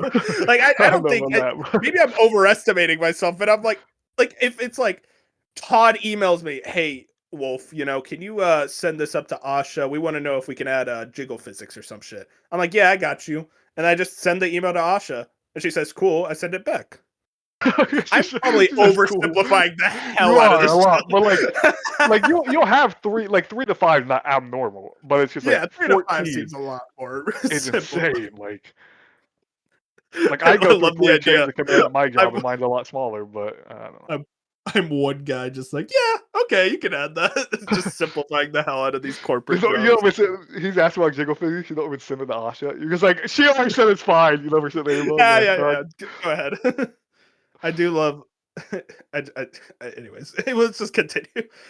Um, what's it called? Third, we are resetting how we operate. As Xbox grew our headcount, we became more fragmented. Teams, studios, and functions often operate independently and became harder to work towards a shared goal, make the right trade-offs, and get things done. For the first time, we are establishing a chief operating officer with end-to-end P&L responsibility across content, hardware, platform, and services. Helen Chiang has been promoted to this role and will report directly to me. Over nearly 2 decades at Xbox, Helen has helped build some of our most important businesses, from Xbox Live to leading Mojang and the Minecraft franchises. She will bring our business together for under one operating model, making sure we make clear investment decisions, learn from our successes and failures, and hold ourselves accountable for results. And then she shouts out a dude called Dave. Shout out to Dave. Dave McCarthy. That's my guy. These changes are about a bigger future for Xbox, not a smaller one. The next decade of gaming will be larger, more global, and more creative than anything we've ever seen before. This year, we'll invest as much in Xbox as we ever have, but we'll invest with greater focus, greater discipline, and greater clarity, all in service of making Xbox where the world plays and creates. I want Xbox to be one of the few companies that entertains more than 1 billion people each day. I don't care anymore. She just zaps about how cool Xbox is, and it's like, yeah, no, you're not. Interesting, though, it seems like we're trying to make the lines of communications a lot more strict, it sounds like. And we see that just of the basically, hey, we're focusing on these franchises. And we know that with Bethesda, and I bet with Blizzard, we're probably going to get that. Activision's probably going to get that in a big way. Just like, listen, we're focusing on these franchises, we're focusing on these IP. We can't do new ones right now, or you can't greenlight a new one, which sucks. But in some cases, maybe it works better for these studios. I don't know. I don't like overly strict management, but in some cases, I think you do have to come in and say, this is a bad idea. Like, Kiln? I'm sorry, I keep beating up Kiln. you and Bing hate Double Fine. Okay, I want to make it clear. I love Double Fine. I think Kiln was just such a stupid fucking game. I'm like, I feel bad. Like, why did you guys pitch that? Because I love you dearly, but like, that's what you pitch? I'm a big Psychonauts 2 guy, all right? Let's just make that clear. I just Kiln is such an obvious, like, yeah, bad Kiln was decision. not great. Where, like, if I'm Phil, if Double Fine was like, hey, we want to pitch this game. It's a multiplayer game about pottery. Bro, what? No. Like, I literally wouldn't even like be like nice about it. I'm like, no, dude, make Psychonauts, I guess. I don't know. And again, maybe that's me. I would be like, if you can make this under $100,000. Yeah. If you can get this a really tiny budget.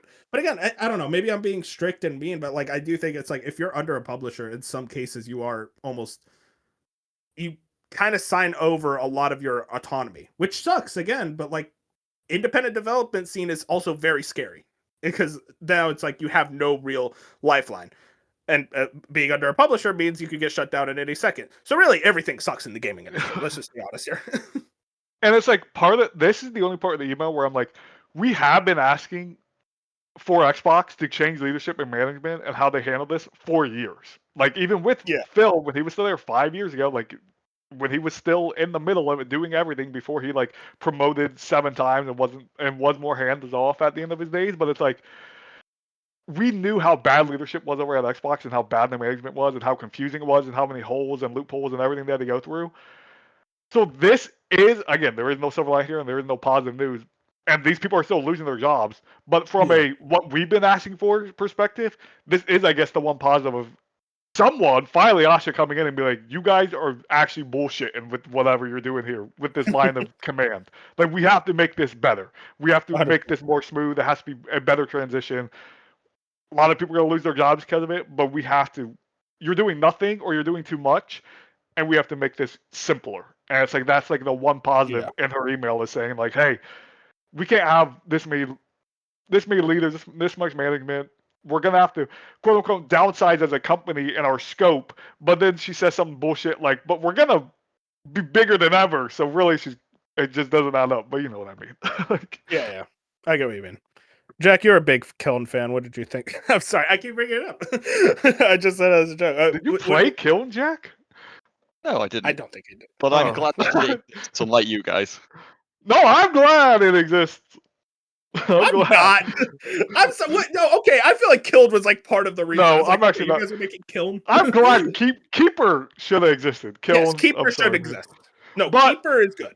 Keeper, I respect, but Kiln, I didn't like Keeper. But I'm not even about the quality of the game, but like that game Yeah. should be allowed to exist. to Jack's point, and me and Jack say about all the time, Kiln should exist because of what Xbox is. Because of you Yes. being the $1 trillion company, and your entire thing is being variety, and we have so much money that you can get away with anything under us, and we don't look for profit and just be on Game Pass and make cool stuff. That's when Jack means like Kiln should exist, which I totally 100% agree with. Like, Yeah. if Kiln can't exist under Xbox, Kiln can't exist ever, like under anyone. It just Like, feels like it's it's like a game that's gonna not work. it just feels like thinking realistically. I just don't think that it can ever exist. Like it should exist, I agree, but like I feel like when you think about a company like Microsoft, it's like I don't Double I don't Fine know. would never make Kiln under if they were independent. Kiln does not get made. So it's like you can. That's I kind agree. of cool that under Xbox they're able to make Kiln, but again, Kiln might also be the final nail in the coffin of why Also- you got out of there. Well, here's But the it's worst the part kind about of Kiln game is that it that wasn't you even good. Like if it was good, then I'd be like singing a different tone. But like everyone who played it was like, it's whatever. I'm sorry, I'm being mean to Kiln. Oh, what were you saying, Jack? That's the kind of like Double Fine have made a lot of games over the many, many years that have existed. I know people only remember like 5 of them, but they make a lot of games with lots and lots of variety. Like the 100%. Kiln does feel directly out of the Xbox 360 arcade era. Like I know you say it wouldn't exist otherwise, and I agree that it wouldn't exist now otherwise. That's what I mean now, today. Yeah. But it is like it feels very Double Fine. It just doesn't feel very the company that made Psychonauts 2, we're big fans of Psychonauts 2, so but like Yeah, so and I think when they were bought and they were told to keep doing what they're doing, I think it makes sense that a game like Kill gets made. It's just that when they change your mind halfway through the generation and go, what we promised you when we bought you, we've decided that's not what you're doing anymore. You have to make big IPs and big franchises, otherwise go away. I don't know. I think that I don't I think agree. Double Fine should get any of the blame for this. oh no, I do not blame Double Fine at all, and I agree with everything you said. Do you think player perspective changed on Double Fine after Psychonauts 2 because of how good and how big Psychonauts 2 was compared to a lot of everything else Double Fine made? Do you think I like think after that game launched Less- and it's a Game of the Year contender, and then their next 2 games were Keeper and Kiln, now people were like, man, what the fuck? Where's Psychonauts or where's this level of game? Yeah.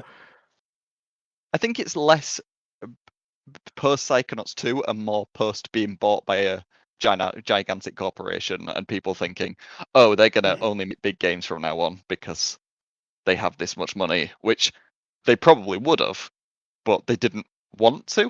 They just made what they wanted to make.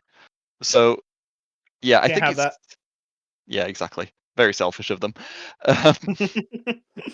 Yeah, I don't think it's necessarily just because of Psychonauts though.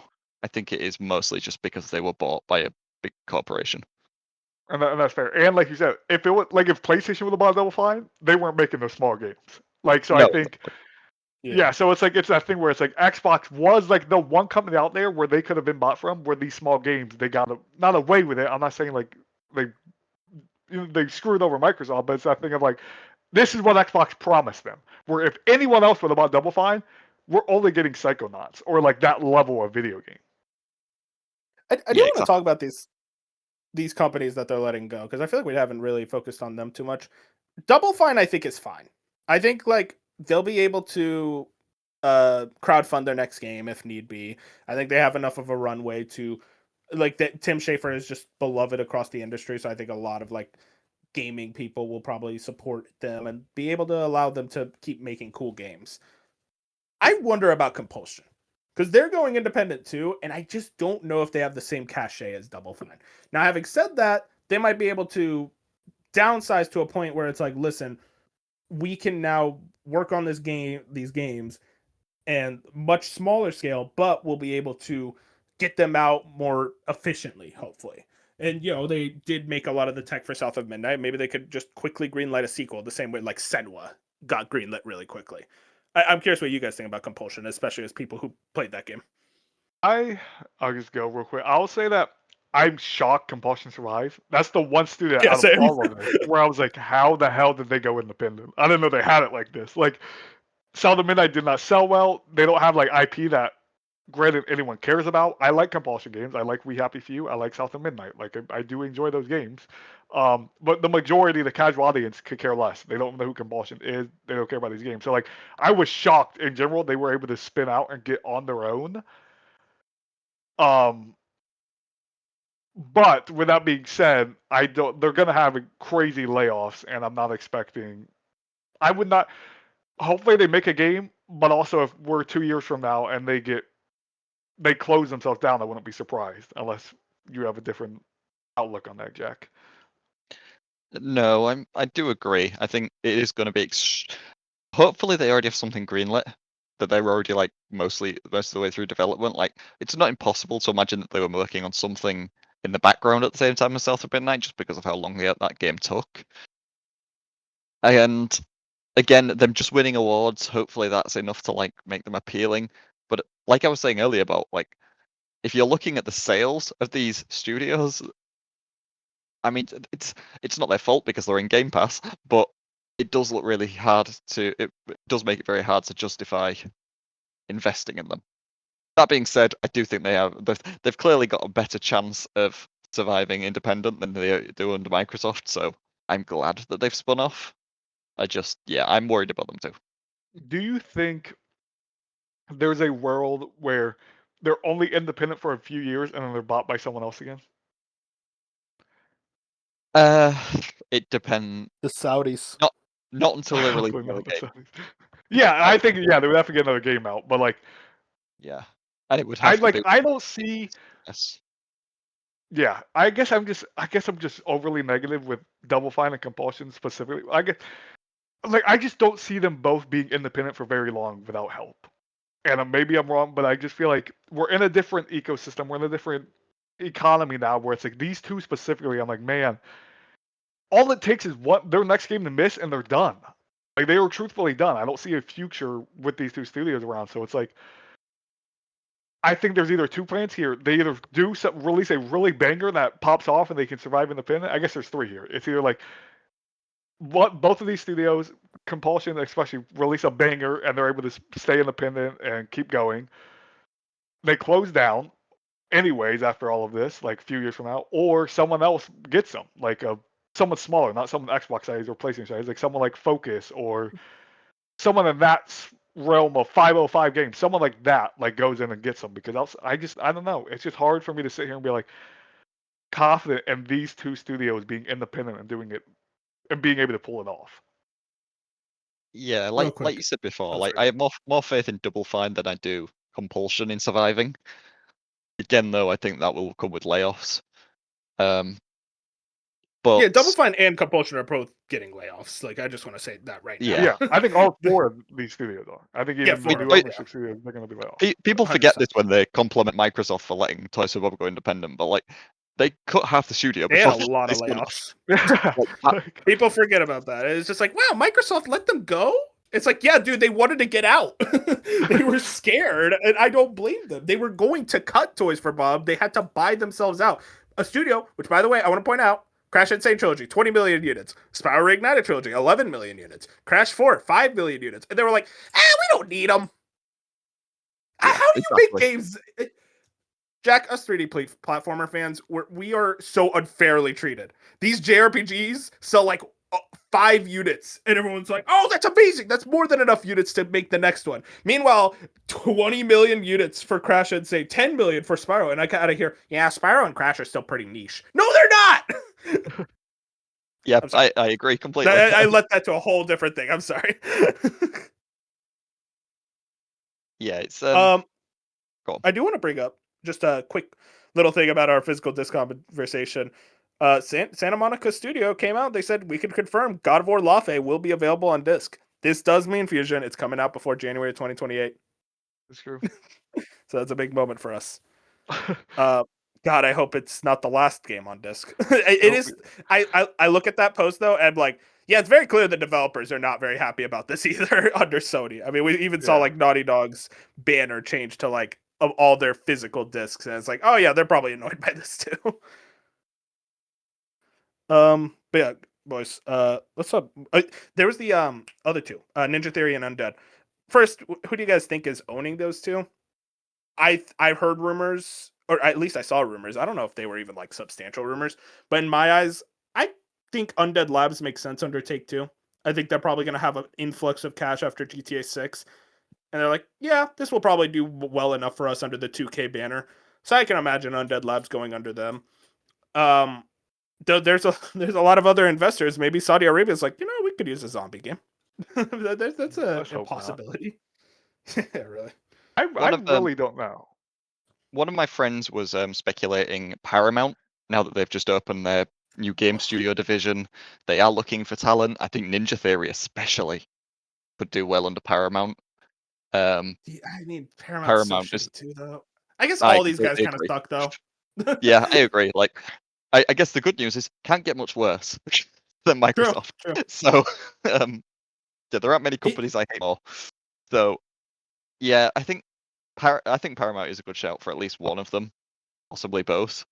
I think if State of Decay hadn't grown to the size that it had, I think it would be quite easy to speculate on a lot of others. But they've been trying to make this third entry like the most AAA game that they've ever made. When you consider that the first game was basically an indie, they've grown so much that it is going to cost a fortune to make that game and release it. So I am very curious what's going on with Undead Labs, especially. I'm not saying this should happen or it's going to happen. Again, this is just, and it sounds dumb, but if you're looking at these two, no, this company called PlayStation really wants a live service game real bad. I think State of Decay would be awesome. I think State of Decay for PlayStation would be an awesome IP for them to get and release like next year as a live service game. Yeah, I don't think that would make happen. There are enough State of Decay fans on PlayStation that would show up for it. That's the thing. I don't think you can like it'd be too weird. I don't know if you can make it exclusive. Like it'd just be a weird thing. You can't make it exclusive. Obviously, this thing's been worked on for whoever gets this game. It has to come out on Xbox. Like if PlayStation got it, this game would still come out on Xbox. It'd be different scenario, but kind of like when Deathloop came out on PlayStation as an exclusive, but Xbox ended up owning fucking Arcane, like something like that, where it's like if PlayStation got State of Decay, puts it everywhere. That fixes their immediate we need a live service game. Oh, and they also that game's good. They also put live service games everywhere, no matter what. Like that's not under the exclusive banner. So again, it would be so expensive for them for. I don't think this would happen. I just think it was just a thought out there. I think State of Decay 2 was. Yeah, I think that did launch on Game Pass. I'm trying to remember when Game Pass started. Yeah, I think it did launch on Game Pass. So, like, how much has that sold? I don't know.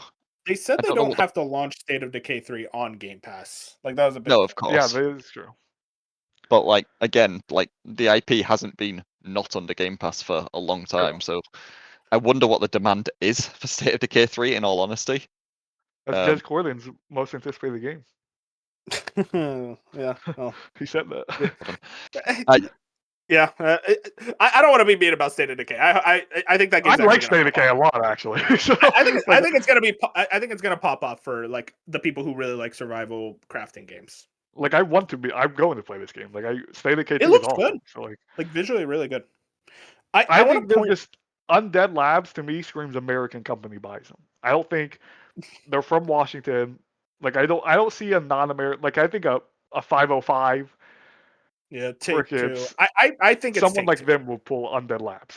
Ninja Theory, I have no idea. So, yeah, I want to point out real quick. I keep joking about the Saudis buying people. I don't think they're gonna buy anyone for a while because they're going through the EA deal now, and we already know they've been de-investing from a lot of stuff lately. they shut down their whole golf league thing. I don't know. Bob would know more about that. But like, I don't think the Saudis are looking to buy any companies, thankfully.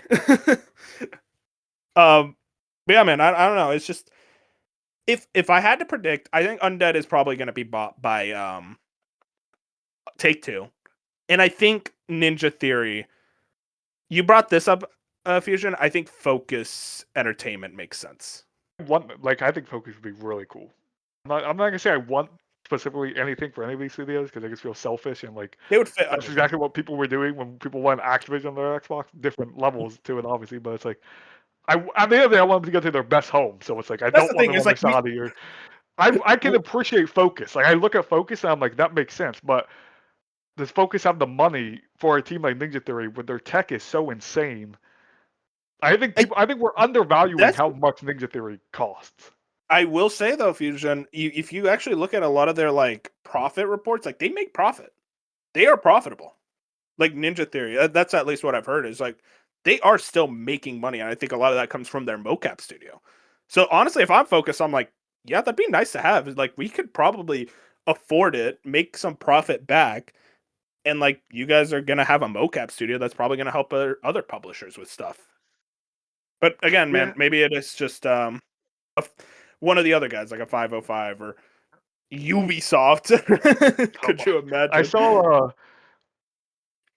Mike. I don't think this is gonna happen, but Mike on Kind of Funny brought up Capcom, and I thought that would be really cool. Ninja Theory under Capcom would be super cool, but there's no way. Yeah, like and that's like DMC Devil May Cry 2. DMC. Oh my god, no. Yeah, okay. I'm gonna say though that the combat in that game's sick.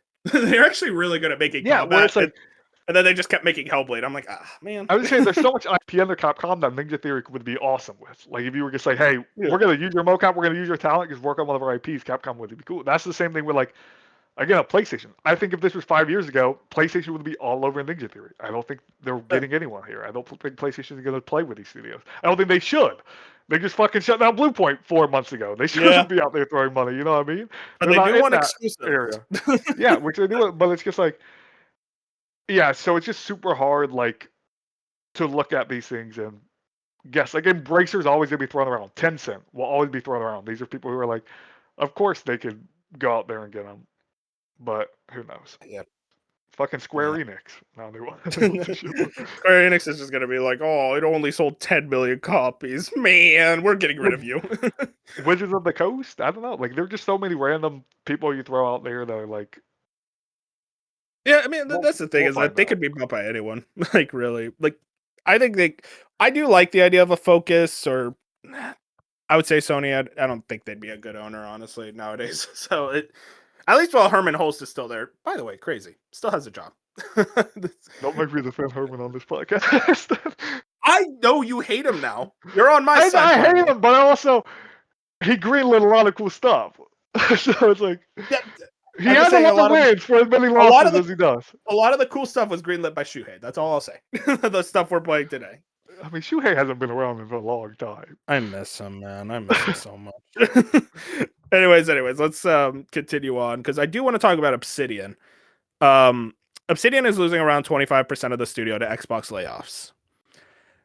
Also, they're making a Fallout game. It's like, oh, okay, so we're laying off people at the studio making a new game in one of your bigger IPs. The game maker is also canceling a planned sequel to last year's Avowed.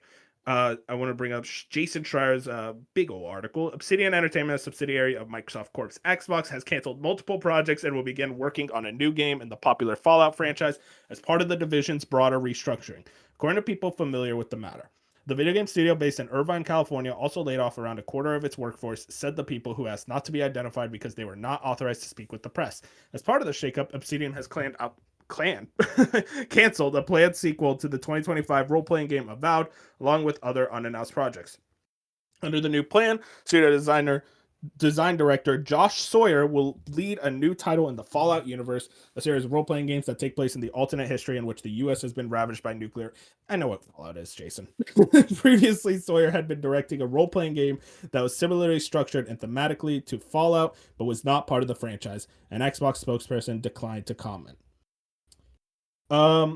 So there's a lot of things here. I do want to point something out that I found interesting, is Chris Avellone, who worked at Obsidian for a long time, he stated that Avowed 2 is still being worked on.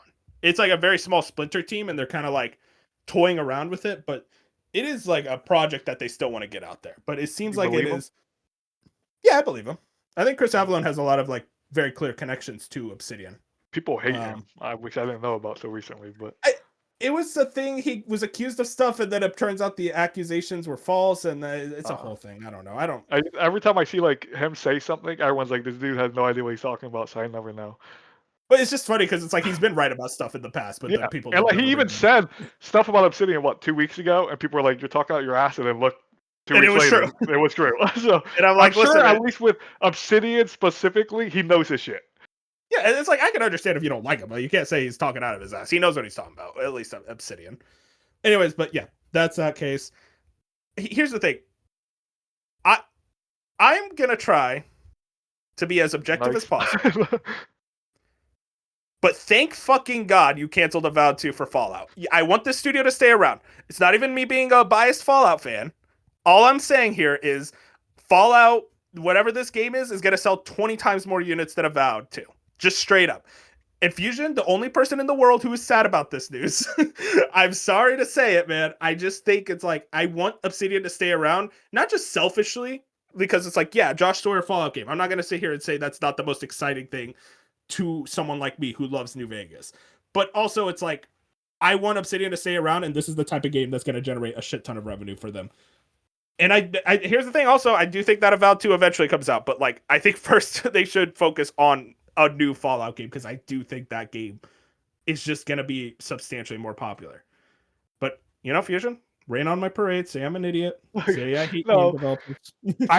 I think business-wise, numbers-wise, everything but my feelings-wise, this makes sense.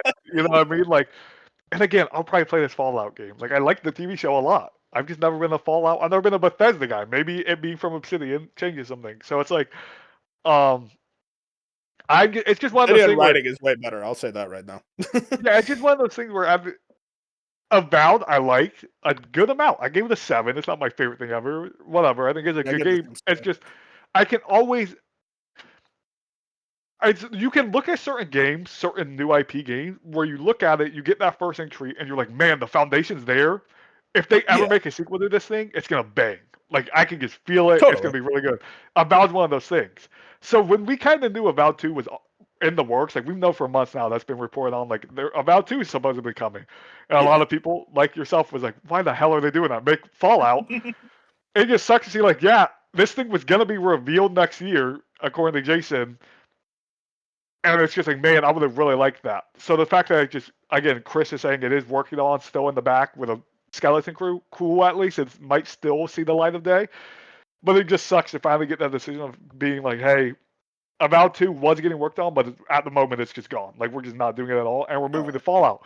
Because it just makes me upset, because Obsidian shouldn't have to work on a Fallout. But they're forced to, because Bethesda's fucking bullshit.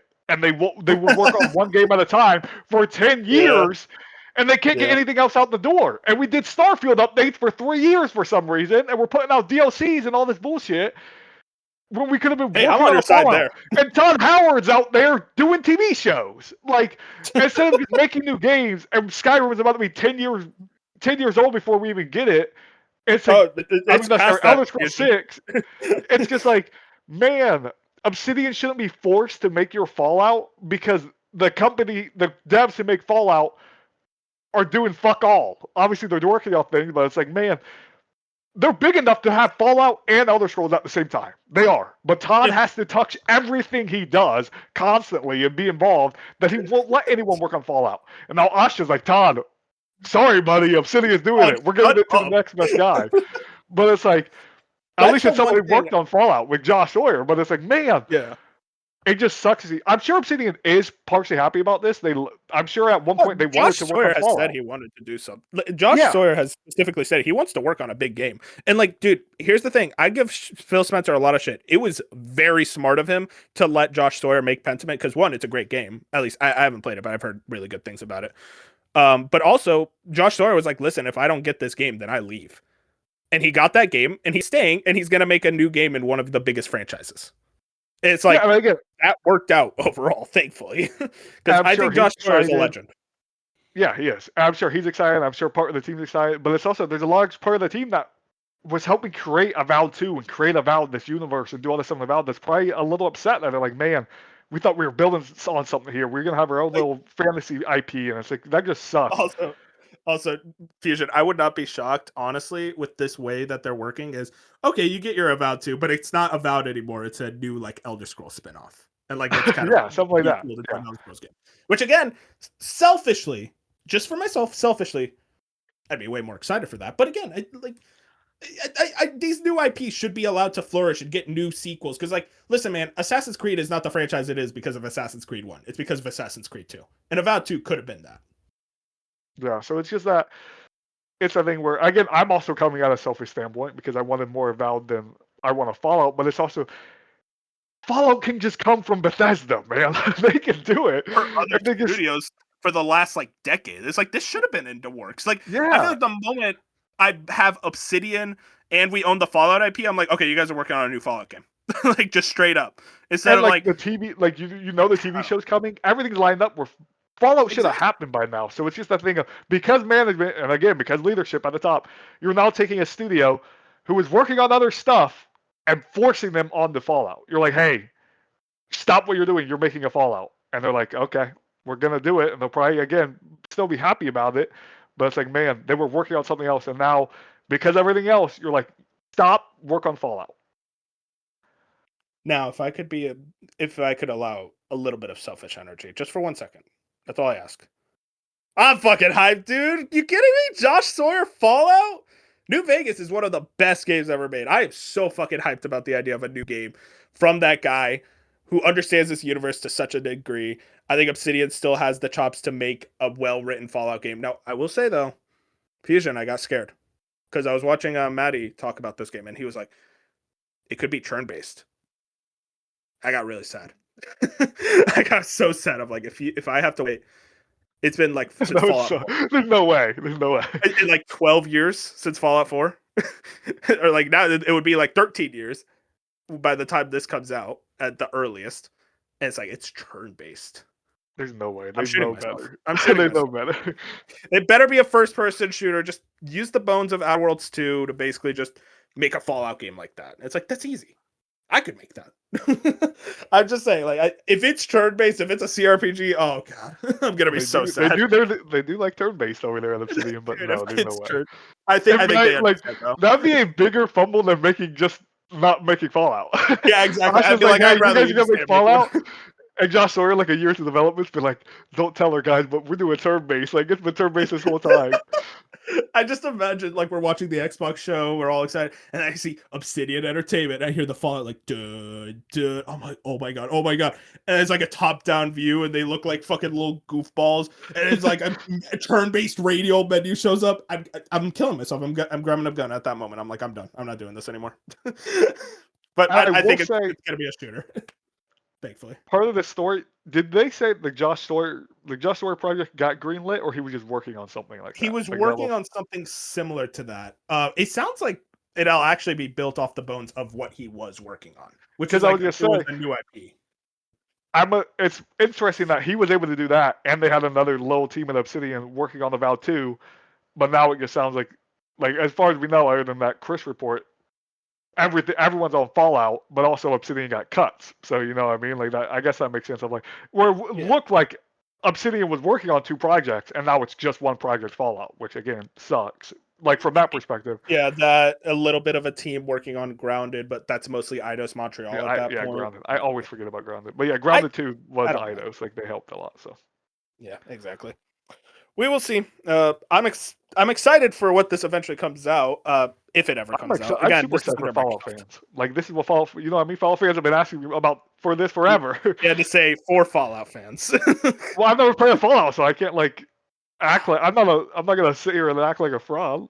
Yeah, I respect. If it looks cool, I'll play it. You know what I mean? Like I have nothing against Fallout. As long as it's not turn-based, man, I think it'll be. As long as it's not turn-based. If I see the Benchisms infect another franchise I like. Like I have nothing against Fallout. I love the show. It was again one of those Bethesda as a whole I've just never jived with, and it's been outside of Skyrim, and then the 5 hours I put in Starfield and didn't like. It's just not been something I've like dabbled with. So like, I can't sit here and act like I'm excited for a Fallout when I've never played one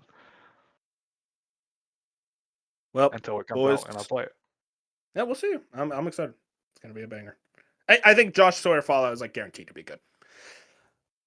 I say guaranteed. Well, nothing's guaranteed in this industry nowadays, but hopefully. Anyways, guys, I mean, we talked a shit ton about Microsoft because they won't shut up. Any last thoughts, or are we good to move on? Please. I'm good to move on, but I said a billion things. I took everything Jack was gonna say and said it instead. Jack, speak up. Tell Fusion to shut up. Let you speak. All right.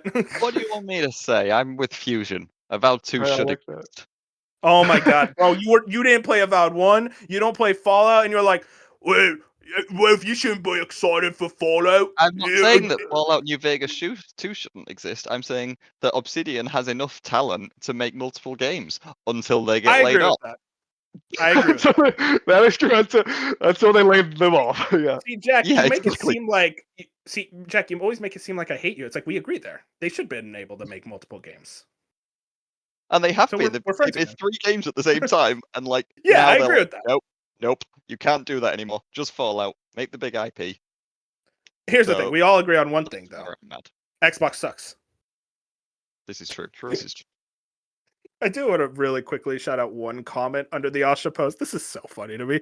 This guy going, I'm actually quite stunned at the transparency here. This is horrible news across the board. And I know I'll probably get some flack for this, but given the usual communication received, it's refreshing to not only see the reasons why communicated, but also see Xbox actively ensure these devs could survive and retain their IP other than hoarding it to a vault, given some recent news. Brother, they laid Poor off like guy. 1,600 people. Did he No. forget about Phil Spencer going on a podcast and admitting defeat? That was pretty transparent. I mean, he Yeah, literally very said much. we lost on air, live on air. Kind of funny.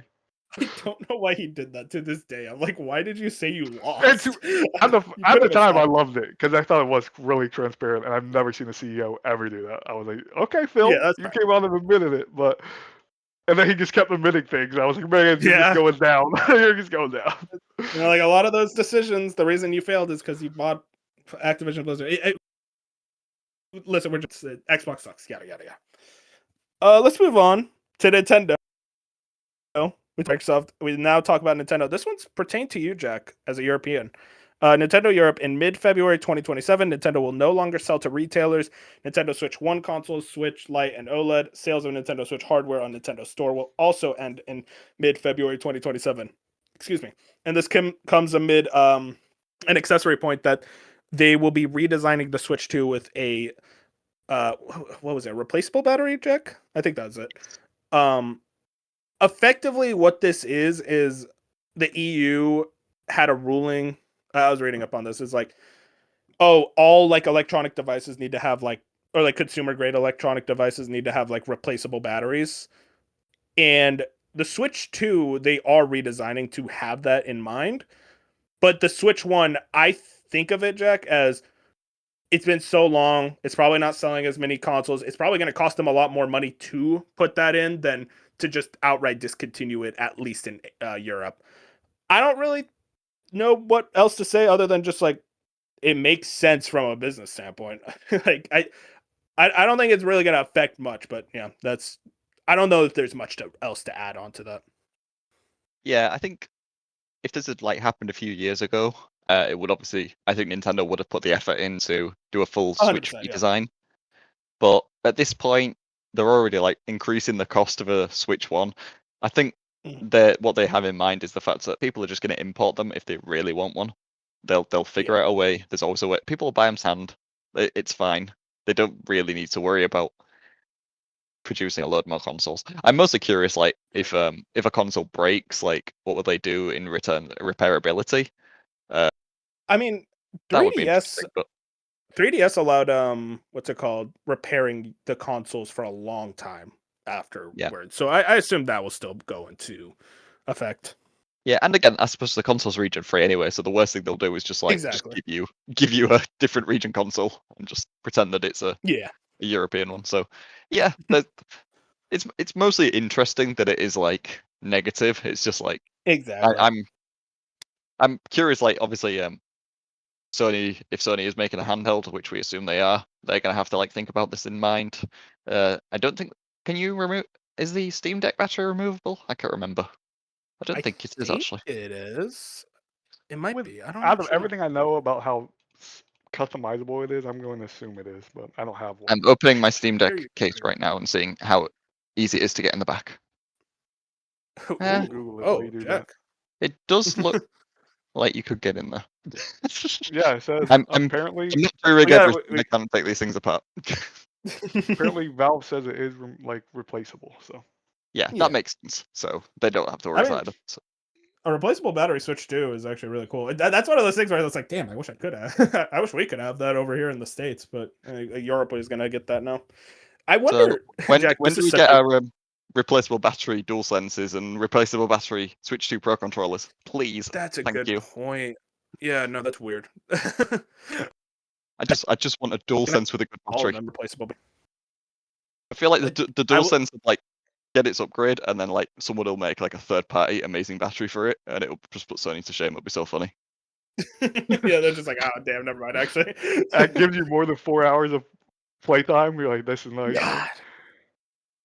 Yeah, I no. don't know. I've never. I guess. Do you guys feel like the DualSense battery like is going bad or something? Yeah, I do. I hate It the seems battery to in the over DualSense. time be getting worse, especially if you use it a lot. Obviously, I haven't used mine in a while, but like I guess when I was playing so much on PlayStation 5, I guess I never really. I had my default controller for so long, and I never felt like my battery was going bad. But I know that's like something who use the controller says a lot, so maybe I got lucky. I don't know. I will also Yeah. replaced 3 different controllers, not because of battery, but because of other issues with them. My think I've done that with L2 the button DualSense. I on did my with last DualShock controller as well. broke. It was so random. Sorry, okay, what were you gonna say? No, I was just saying, my DualSense has actually behaved for the most part. My DualShock 4 I had more issues with. Had to send that a couple of times, but the DualSense, fingers crossed, has been okay. That's good. I will say, Jack, a non-replaceable battery European Switch 2, that will become rare. There's only like That's true. like 10 million of those. So like That's there you true, go. only 10. You're sitting on a big I- investment fund right now. Man, I'm Uh, kind of curious let's about move- it. Like, I wonder if like Oh, yeah. it'll have a better, because obviously by the time that this comes out, they might even have a better battery for the Switch 2. So maybe they just do like they Oh, did with yeah. the Switch, like a red box Switch 2 with better battery and the replaceable battery. I still Maybe think just we're do it probably going to get altogether. Switch 2 revisions next year. Like probably like an OLED or maybe a light. So like I don't know. It's interesting news, less than negative news. Really, it's just like, oh, it's interesting. We will see. Let's move on to reviews of the week. I Whatever forgot to stops actually them put from those on the doc. catching the PS2. Let's cancel Touching them all. I Take don't them out know. of the stores, Nintendo. Frauds. I mean, I am curious. What was the last sale? I think it's like they're close. 3 or 4 million behind. Yeah, they're real close. I would like PS2 to remain on top. I definitely Me agree too, there because but I'm like, I- that's, It's a better that's a cool console. record. I love the PS2 and the Switch, so I'm like, I'm winning no matter what. So. I would if the minute Nintendo's like announced they passed it, I need PlayStation to just make a number up. Be like, we actually Oh, sold guys. 3 million more. Guys, we actually found a couple in a warehouse. Yeah. Like, come on, That'd be guys. hilarious. We're announcing the PlayStation 2 Mini and all the sales actually buy get into the PS. Dude, I'll buy that in a heartbeat. You kidding me? And I'll I support. say as I talk about how I don't want to support Sony anymore. God Hey, damn, at we're least- frauds. Well, at least have a disc drive on it, probably. It won't.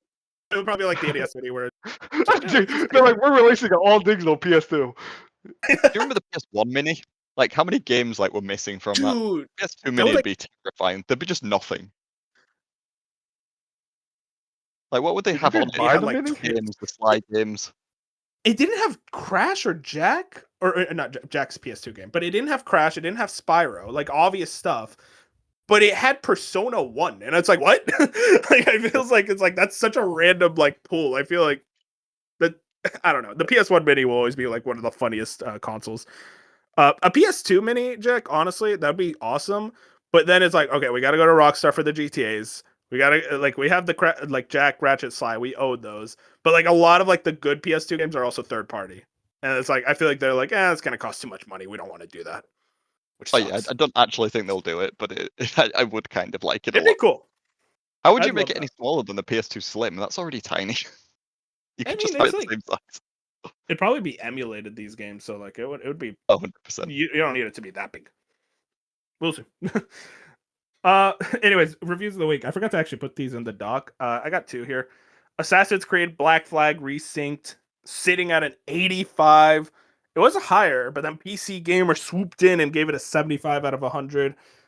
Looks like the check I sent them cashed in. Sounds good. But yeah, overall, very high. 9 out of 10 from IGN. 9 out of 10 from DualShockers. Eurogamer at 3 out of 5. GameRant gave it a 9 out of 10. 139 reviews as well. Seems like people are very positive on it. Fusion, you have thoughts on it. We'll get to those later in what we've been playing. But it seems like people are overall liking this one. 2 One million of in the sales. few cases where the remake reviews higher than the original, I think. What Yeah, was it's it? pretty rare. What was the original again? Actually, was it 85 exactly or 86? Yeah, it was 85. Yeah. So so it's the That's same at the higher. moment. Yeah, same. But before that PC Gamer fraudulent check went in, it was high. I'm sorry. It's just I don't play Assassin's Creed. I needed to be like Bench and hope the game reviews lower so I don't get FOMO'd. he bought it and still hasn't played it. So Yeah, that's not surprising. I'm not shocked. Yeah. And then also EA Sports College Football 27. Listen, I would never put this otherwise, but I just thought the story around this is funny. I needed to find a way to insert it. It's sitting at a 74. I did give it a 7. Damn. DualShock 6.5. 9 critic reviews, so it didn't get review copies, I assume. Fusion, can you just explain to people what's going on with the microtransactions with this one? Because that is insane when you explained it to me. Yeah, also that's so low. Like the 25 got I think at 87, and last year's got at 86. So that's a huge drop off in points. Yeah, so there's a whole thing the last week with college football specifically where there was this mode called Dynasty, which is inherently an offline mode. Most people who play college football, they have this offline mode where like you don't play with anyone else. You just come there, you come home, you sit there, and you play with your favorite college team. The last 2 years, there was no microtransactions in that mode at all. And there was a specific setting where your coach, you play as a coach, gets XP. And in the last 2 years, you were able to make that XP go from either slow, slowest, normal, fast, or fastest. Which means like that's the amount of XP you would get by just playing the game. And that was just a thing. It was basically just an accessibility. Do you want to earn faster XP or do you want to make this harder on yourself? This year, out of nowhere, they added the ability to buy microtransactions in these modes and then took away those XP options. So then you went from you not only can you now not pay to win, obviously because you're offline, but now you can pay your way to get a higher ranked coach, and there's no other way to get fastest XP now. They basically nerfed the XP, cut it in half, and was like, hey, if you want to just speed run this like you used to be able to, now you got to pay money. So it's just a super shitty a mode that doesn't need microtransactions. EA came in, aka Saudi Arabia is what the word on the street is, and was like, hey, we're going to nickel and dime these people who have never spent money anyways. They spend $70 on this football game to play it offline because that's what sports gamers usually do, especially college football gamers. And EA still found a way to monetize them. So it's been just a super bullshit. People have been boycotting a lot of the YouTubers and EA partners for the first time ever, and I've been watching these people for a decade, are literally out there saying like, hey, I don't care about this partnership anymore. If you're going to continue this in your game, I don't want to work with you and all this other stuff. So it's really blown up outside of just sports gamer stuff, which is why it ends up on like a podcast like this. Yeah, no, I mean, it just sounds like they are fumbling a really lucrative bag they had. I was gonna say prayers to Bob. I think he's fine, but like I hope Bob's he didn't buy it. He didn't buy the game. I didn't buy the game. Yeah, we're not like even before this news, we weren't buying it because the games like we tried. I at least personally, yeah, I tried last year's game.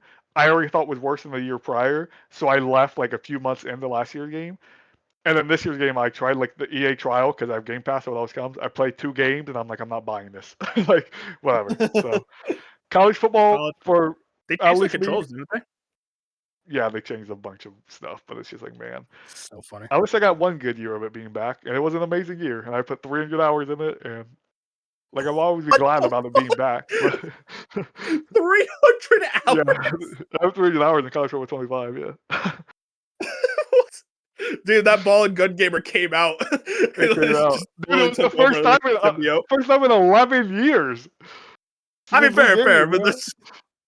I think I put 300 hours over GTA 5 over 13 years. That's just so Yeah, funny. no, to it me. was. I mean, 300 hours in 1 year of College Football 25. Like it was.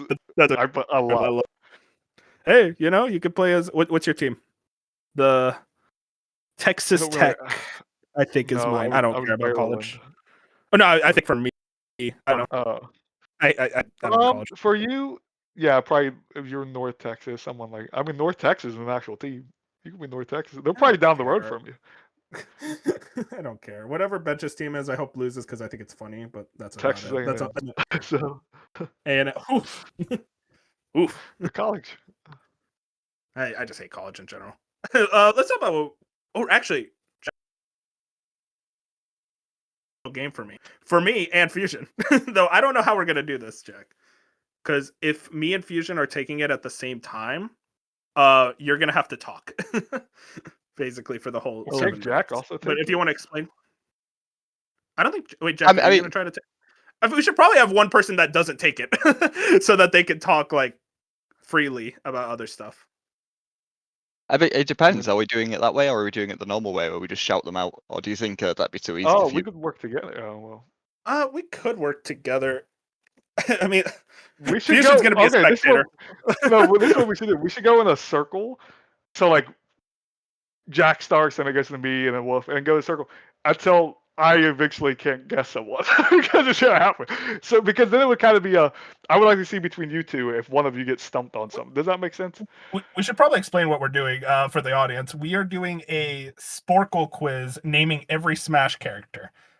It's gonna be real funny if like we're just like all doing this, and like Fusion's like, Mr. Game & Watch. It's like, how do you know that? I'd be shocked, really. I don't know who that is. Yeah, like man, imagine. All right. I think we should do it like all together. I gotta share screen then, if that's the case. Ooh, interesting. There's 84. Yeah. There's 84, yes, sir. Smash Ultimate, man. All of these Look, are just in Smash Ultimate. I could have named 7. I wonder if the 84 Nintendo is I think crazy. I could name a lot. Okay, here's the order I think we should go in. Fusion, Jack, me. And we're just gonna go all in a line. Ready? You guys think you could get 84? Okay. I think I could if I had more time. 8 minutes is not a lot of time. I think we can get them all easy. It's just the time I thought it's gonna be tough. Okay, so we gotta work fast. We gotta work together. Ready? Okay. 3, 2, 1. Go, Fusion. Mario. He's not in this game. Luigi. Luigi. Oh, you're okay. Yeah. Jack's next. I'm sorry. Mr. Game & Watch. Just so I don't forget. Pikachu. Pikachu. I'm in a really rough His name position. is Give me Mr. 1 Game second. & Watch. Kirby. What is noise right now? I don't know. Give me 1 second. Pause the Why is quiz. there You an can ad? Oh, sorry about that. It was my trophy guide for GTA 5. Let me restart real quick. I'm in a rough position right now. Okay, there we go. All right, let's try again. Sorry about that, Dude boys. wasn't ready to type.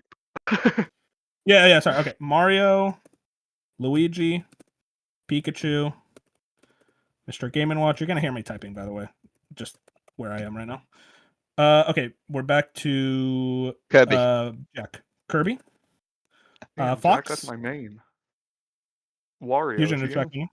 Wario. Is Yeah, Wario he's in there. this game? Okay. Yeah. Jack. Star Fox. Oh, you've already put. I already said Fox. Yeah, my bad. Peach. Peach. Daisy. Donkey Kong. Donkey Kong. Okay. Link. Link. Jack. People I know, Young bro. Link. Yoshi. Yoshi. Jigglypuff. Jigglypuff. Lucario. Banjo and Kazooie. He's in it, right? Banjo? Yeah. Yeah, Banjo Kazooie. Diddy Kong. Diddy Kong.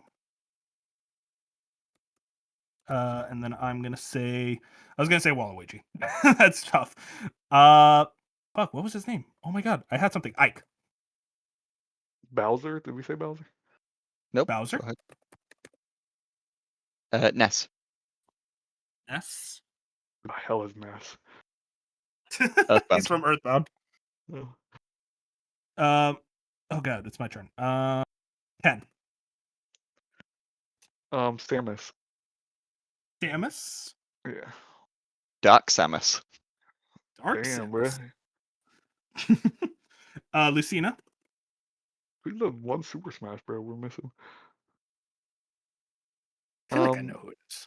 Fucking I know Dr. who Mario. Dr. Mario, that's one. Yep. Oh, you're right. Ganondorf. Ganondorf. Captain Falcon. Oh, is he the last guy in there? Yeah, Yeah. F-Zero. I'm out of Mario character. Sonic. Did we say Sonic? Hey, there you go. Jack. Ice Climbers. Ice Climbers. What the hell is that? Duck Hunt dog. Okay. Mega Man. Mega Okay. Man. You're right. You're better at this than I thought. Toon Link. Yeah, like I'm coming down to my last few. I'm just naming iconic people. Or Jack, what'd you say? Toon Link. Toon Link. All right. Link have so many. You'd be shocked. Zelda. Bowser Jr. He's in there. Bowser Jr. Somebody. There you go. Sheik. Count as a separate Sheik? fighter? I can never remember. Yeah, she counts as a Yes. separate one. Smash 4 and onwards. God, what's his name from Brawl? Fuck. I had someone. Lucas. Man. Pac-Man. Icarus. That's not his name. What's his name? Oh, God, I know what his he's, name is. I'm gonna put it. Pit. It's Pit. There you You go. gotta play thank you. Uprising. That's Palutena. coming to me. Cloud. Cloud. There you go. Halfway there. Bayonetta. Bayonetta. God, what was his name? Oh, I had someone. Oh my God, what was his name? I appreciate you I'm guys lost. going for the hard ones, knowing I wouldn't get them. Yeah, really. Mewtwo. He's in it. Sephiroth. He got out of that. I watched the Sephiroth, trailer, yeah. bro. There you go. My main. You main him? What the hell? Yeah, I main Sephiroth. I'm one of those guys. Yeah, I was Lucina. Incineroar. Incineroar. Oh God. Okay, I always struggle with this name. Give me a second. Incineroar. Yes. Okay. Wow. I don't know how to spell it. Oh God, what's his name? King K. Rool. Is Sora in there? Yeah, he is. Yeah, we got a Smash fan over here. No, I Absolutely. think I have two left in my brain. And then you two. Pokemon Trainer. Pokemon Trainer. I wonder if that counts or if we had to put them all individually. No, okay, we're good. Snake. That'd be bad if I forgot. Gosh, what's the Minecraft guy's name? Steve. Steve. Yeah, Steve. Did that fill Charizard as well when I said Pokemon Trainer? Yes, it Or did. we It did. Perfect. Who else? I got one real quick. Never mind. Greninja. Oh, there you go. Thank you. I was thinking of him. Oh, is that what you were thinking of? Yeah, I was trying to. Anyway, wasn't working. Let's go Joker. Joker. Dark Pit. How many dark versions? Did you say Snake? Is Snake on there? Yeah, I said Snake. Oh damn, I'm out, bro. Y'all two. All right, Jack, you and me. Good. That's good. Who else was it? Not going to King DDD. Yep. I could get through a lot right now. Just throw stuff. Yeah, let's out. just Meta shout them. Knight. Let's just shout. Let's see. Mario. Oh, Rosalina. Then Mario, Zelda. We got all the Zelda characters. I don't know if we got all the Pokemon yet. I didn't know there was multiple. Is Oh, Ryu in there? Pichu. Yes. Oh yeah, wait. I never put Ryu. We got Ken, but not Ryu. Ryu, Corrin. Let me get all the Fire Emblems out of the way. Marth, Roy, Violet. Smash 4. Yeah, Byleth, Robin. Oh, I put Rob accidentally too. Okay, there we go. We got Rob. I would have forgotten about him. Isabel, Villager. What's the bitch from Min Min. Splatoon? Oh, Splatoon. Yeah, actually, Inkling. I forgot about Inkling. Yeah. The Ridley. bitch. I don't know the name. There's a melee Terry. character we're missing, and it's bothering. Terry. That's a big one, actually. I forgot about him. Terry? That dude's made up. Kazuya. Kazuya Mishima.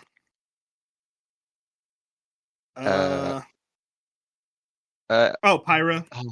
Shulk. Fucking Xenoblade crap. Who's the arms character? Is that Min Min? You've already put Min Min, haven't you? Yes. Min Min. I got her. Who else was? Yeah. Yeah. Trainer. Let's God, see. what else? Mario, Zelda, Pokemon, Kid Icarus, Rob. We're missing someone from got Mario. but Kirby. maybe not. I'm pretty sure we got all the Mario characters. Is there nothing weird you play in Mario? Like a chain ball or some shit? Oh my god, actually you got Nothing. me, Piranha Plant. That's Oh, not I don't what know how was to spell thinking. piranha. I don't know how to spell piranha. How do you spell piranha? P-I-R-A-H. I think it's an R in front of the H. I don't know. Oh, is it? You can't just put plant, it'll give us it. No, damn it. Dumb Okay, well, plant. we got 73. No, bro, I'm not going to give you Yeah. money for more points. 73 is not Olimar. bad. How did I forget Olimar? Falco. We never put Falco. That's actually washed. We didn't. What? I said Fox, and I felt like we got everyone. We forgot about Falco and Wolf. Zero Suit Samus. Yeah, Oh, there was that's on me. another Crom, Samus. Why is there so many Samus? Little Mac. Oh, the Mii Fighters. Wii Fit Trainer. Simon and Richter. That's on me. I should have remembered the Castlevania characters. Okay, so it's Piranha. That's it. Hero and then Crom. A Wii Fit. I gotta say though, I would have never got Crom. I forgot he existed. I should have remembered Crom because he's from Awakening, and I love that game. What is? I was trying to Olimar remember the from? DLC. What is this? Olimar's Pikmin. Pikmin. Oh, I can't believe I forgot my fucking Go. I love Olimar. we Well, did pretty good. We did pretty good. Yeah, 72 If out of it had been 84. 10 minutes, I think we would have got like all but 1,000%. I actually Like think the we could have average, gotten the them. average score was 57, and we basically got like probably 87 after Piranha Plant would have won, 88 maybe. Not bad. I gotta say, Fusion, also you undersold yourself. You got way further than I thought. I did get over because then I just started thinking, okay, well I know there's Final Fantasy characters in there, but you guys helped a lot. If you guys would have named off the Mario characters off the start, I would have been doomed. Yeah, really. Like It's the just good like scrap, Mario, Luigi. you guys just started to go towards the hard one, and I'm like, well, I could get Luigi, and well, when fucking Jack took Peach, and then you took Daisy, I said, damn. This is what I do. I I just was think of like the like, next one in my game by- head, and for some reason I always think of like the weird shit, like Ike. Yeah, I was going game by game, and then some of it was just by association. Like if you said Cloud, and I was just like, oh, Smash 4 DLC Bayonetta, and it was just like random ones like that where it was just whatever came into my mind. Exactly. So does Ultimate have all the former Smashes in one? Every single Is that what character. Ultimate is? Okay. All the characters, That was but like not the all the big deal. stages, sadly. Because Ultimate's the only one like I've Yeah, played. So like I was remembering. That's how I remember Pac-Man because like I know he's in there. Jack, all the stages. I mean, listen. Let's be honest. We didn't lose much. Like we Hey, there lost was some orbital great gate games. assault. There was some There's a good 3D couple. ones, though. I like some. Pac Maze was a weird one. Pac Maze and Rainbow Road. That should have been there. It was funny. At a certain point, I got into my element. I remembered it's like, oh yeah, Smash was my life for like a couple years. So like, I remember these Yeah. characters way more.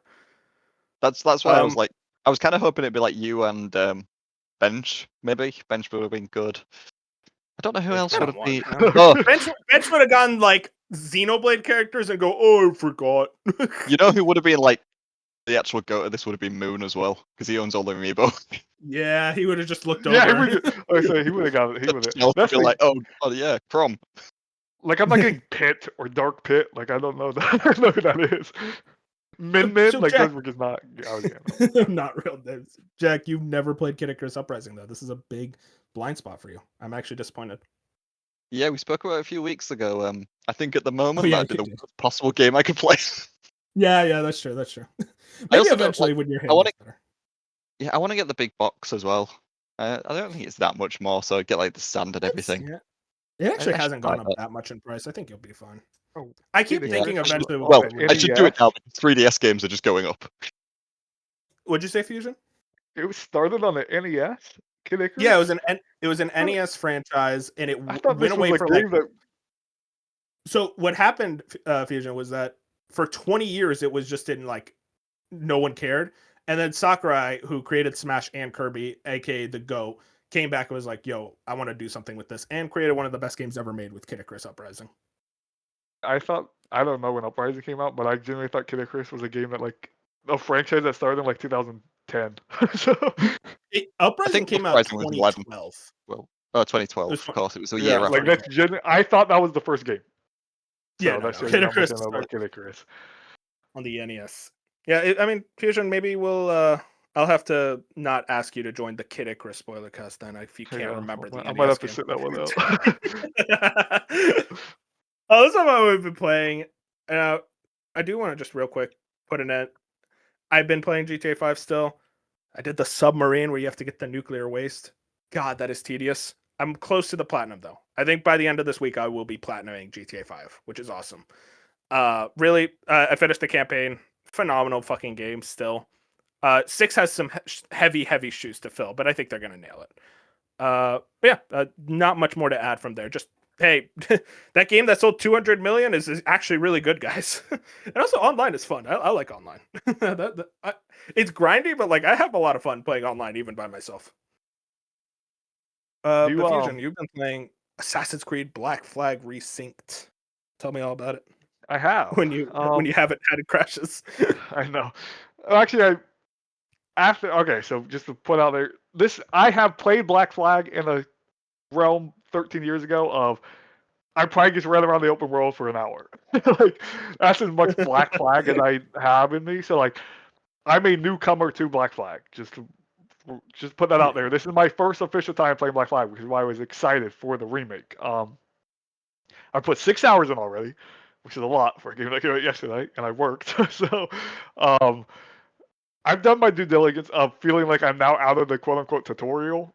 Jack played it, so he probably knows what that means. I don't know if I want to spoil where I'm at, but like I'm at a point now where I can feel like I can freely go and do whatever in the open world. Where up to this point, I kind of have just been chaining the main missions to get to the point where I'm at because someone told me to get here in the mission in the story and then just go off and do whatever if I wanted to. Anyways, from the start, game's gorgeous. Like as you see from all the screenshots and the YouTube videos and everything, like it looks awesome. Which Assassin's Creed games always look awesome. Shadows was maybe the best looking game of last year. Like these games, just fidelity wise, are always top of the game. So it looks awesome, plays really well. Outside of in my first 90 minutes, which I did yesterday, I had 3 game crashes, and they were super frustrating. But modern video games, I was actually so impressed where every time I reload the game, which took less than 30 seconds, I was right back to where that crash happened. So I don't know if they have some damn like their autosave feature must be incredible because I lost 0 progress in any of those crashes, which I was super hyped about. I played today and I thought I had a game breaking bug where I was supposed to tail this ship and someone on the ship was stuck in the water and couldn't get back on the ship. So the ship wouldn't leave the dock. So it's like follow the ship. The ship wouldn't leave because this dude kept climbing up onto the boat, falling back in the water, onto the boat, and the water. I'm like, I tried to kill him. I tried to do everything I could. So then I did have to reload the save, which took me back maybe 10 minutes. Then I accidentally played that mission wrong, and I messed up my stealth and killed a dude, and it fast-tracked the quest anyway. So I don't know if my game would have continued to be glitched because I did the mission a totally different way the second time around, which is kind of cool to see actually. But because apparently, I guess Jack would know back in the day, if you failed that stealth mission, you would have to start over. Is that how that worked, Jack? Yeah, a lot of missions you had to. It would have checkpoints, bugs, to be fair. So like, Oh yeah, but I don't mean the whole mission. But yeah, you would like if you failed like the. Like I was supposed to follow this dude, and then he saw me in the bushes, and I just killed him. Like that's what happened. And I took the information off his body instead of before I was following him, and I was supposed to follow him to this island, but again the boat was glitched, and he wouldn't leave the damn dock, so I had to reload. Anyway, so I have ran into the classic Ubisoft bugs and crashing. That has happened. When I played my long session today, there was no crashes. I turned off ray tracing this morning, and I think that's fixed it. So I don't know, maybe it's just one of those weird bugs where I had ray tracing on and it was leading. But since I turned off ray tracing, I've been crash free. Outside of technical issues, I'm having a good time so far. Again, I'm still 6 hours and probably like a 35, 40-hour game. So I'm still at the surface level where, like I said, I feel like I just passed the quote unquote prologue tutorial area. So I'm excited to actually dive in there and actually explore the map and not just chain these missions together. I'm super impressed with the voice acting so far, which I don't know if that's always just been a strong suit of the Black Flag game, but like all the voice acting sounds phenomenal. The motion cap and the faces, not great of the actual characters that are talking. They're not great. And I'm still 6 hours in and getting the control scheme wrong. Maybe I'm just washed, but I fucking hate games that make me use RB to hit. Like it's so annoying. Like I just want in a game like A fun Assassin's Creed, software. I want to just put it on X, but then I can't put it on X because X is my crouch and all this other stuff. which is weird X is because none of that was. crouch? It's like completely different controls to the original. Because like the original, you just press the face buttons to do combat because That's what I mean. mostly. So yeah, now it's different. So I just want the face buttons in a game like Assassin's Creed, which I could get around. But yeah, X is crouch in this because Black Flag original didn't have a crouch, right? You couldn't freely crouch. Yeah. So they changed. They had to change the control scheme. So like RB is you're swinging your sword, whatever, and the rest of it's not like confusing control scheme. I don't know. Just for some reason, my brain maybe because I've played God of War before this and all this, where you're just spamming X or whatever to hit. But right now it's like RB's your one attack, and then left bumper is your parry. Which left bumper on parry, that's fine. That's just normal. Whatever is what it is. But yeah, you have to use right trigger and left trigger a lot now for like all your abilities, like your kick and all this. You hold right trigger and then you use the face buttons. Blah blah blah. So I have been like a little confused a little bit with my control scheme, but again, maybe I'm just a fucking idiot. I don't know. I've heard other people, outside- even like big Assassin's Creed fans. I've heard them say they're not happy with the controls, especially Okay. like sprint being like you have to press down at the stick to sprint in the game, and that's like kind Yeah. of what you do a lot in an Assassin's Creed game that really should be on a I was on a trigger I instead. should have auto run. Like I was hoping. I went in the setting. I'm like, damn, this game should have like you should auto run because I swear Shadows had that, but maybe they didn't. But yeah, there is. The only thing that I did turn on was auto loot, which is like if I'm grabbing something out of a box, it loots it all instead of me having to loot them one by one. Or I would love, I don't know, again because this is an RPG. I wish there was an option where if I assassinated someone, I would loot their body at the same time. Games do that all the time. And so I'm like, I hate that when I assassinate someone, then I have to remember to loot them. It's just little things like that that I feel like could go a long way. Even if they were just accessibility options, like you said, the sprint. I wish I could just put auto sprint on because it's an Assassin's Creed game. If I'm walking normally, I want to be running. Like that's just how the game works. So like I would love if that was out there. Or even just switch it around. Like if you want to be stealthy, then you press the button and it goes to like walk speed. Yeah. Instead of like, so it's automatic sprint and you have to choose to walk instead of the other way around. Yeah, But it's like all I'm asking is for an accessibility setting. Like it doesn't have to be by default. Just let me turn that option on. But again, outside of that, looks gorgeous. The characters I've met so far are awesome. Like I'm into everything I'm seeing. There is a little bit Ubisoft thing there where I'm just like I'm going up to synchronize and I'm getting on the thing and I'm like, it's still Assassin's Creed. Of course it is.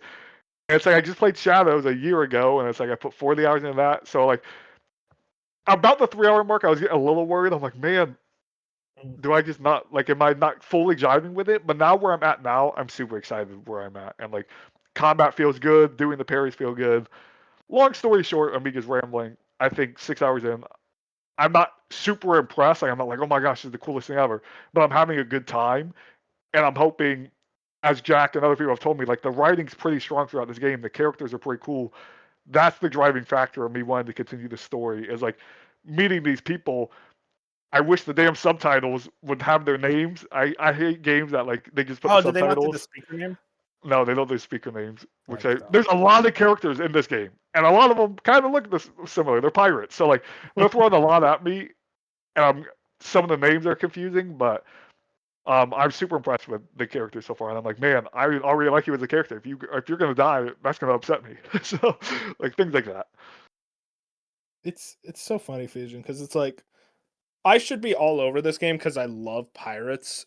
Like I'm a massive fan of pirates and I love pirate media. I'm a One Piece fan for God's sake. So like I love pirates. Anything with pirates I'm into. I just hate Assassin's Creed. So then it's just like this impasse of like, okay, how much do I really love pirates to be into an Assassin's Creed game? You know, I thought about being performative and like playing the PS3 version or something, but like I'm like I don't know. I just don't really. I How do you, I, how do you feel I think about it's an naval impossibility combat? that I will ever get into it. What were you gonna say? Because like, how do you feel about the like naval combat? Because like 6 hours I in, love there's been a naval lot. combat. I'm not a huge naval combat fan, so like 6 hours in, I've already done a lot of it because again, I feel like I'm going through tutorials basically where they're like, use all your cannons, go sink this shit, blah blah.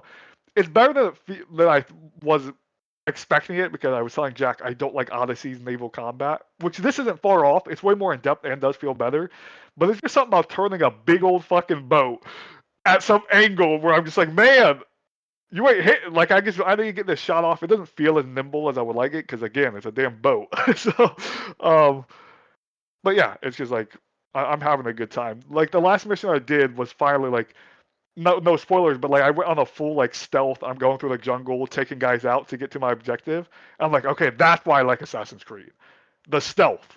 That's why I've always liked Assassin's Creed. Is like I want to get to point A to point B, being unseen and just taking people down with one hit stealth kills. And that was my last big mission I did, and I got an assassination and all this stuff, and that's when it like kindly came together this morning, where I was like, man, this just with the pirate background and how pretty it is, I'm down for the next 40 hours if this is what I do. Hell yeah, dude. Glad you're enjoying it. We will see.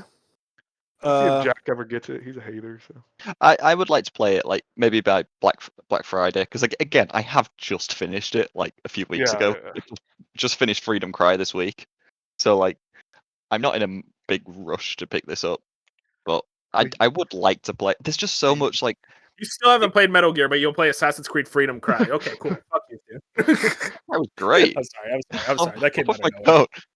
It I should love you, be in Jack. I'm this sorry. package, but if it was in this package, I might have picked it up for full price. But you know, That was the we'd Vita rather game, right? all that. No, that was the standalone DLC for Black Flag. It was the one featuring the one of the characters from this game. It was genuinely I really hate good. when remakes don't include content. That's such a weird oversight. And there is an awful lot of content missing from this. Like I know they've added like a few missions, but there is so much missing. So I mean, they could again, always sell it later. Just saying. yeah, I think a lot of They it. probably Like, will know yeah. Yeah, that's frustrating. But hey, I you don't know know, what? I'm glad you guys are enjoying it, or Fusion's enjoying it.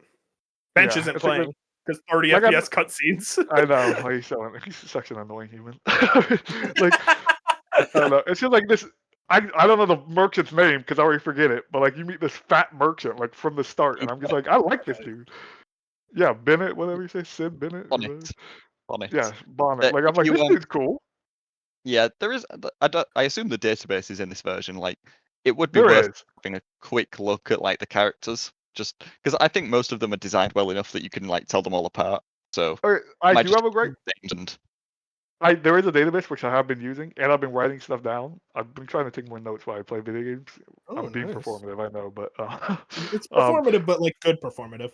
like I'm really trying because I just want to remember more of the games I'm playing, and I feel like if I write names down and write things down, like years later, it's the whole writing memory. You know what I mean?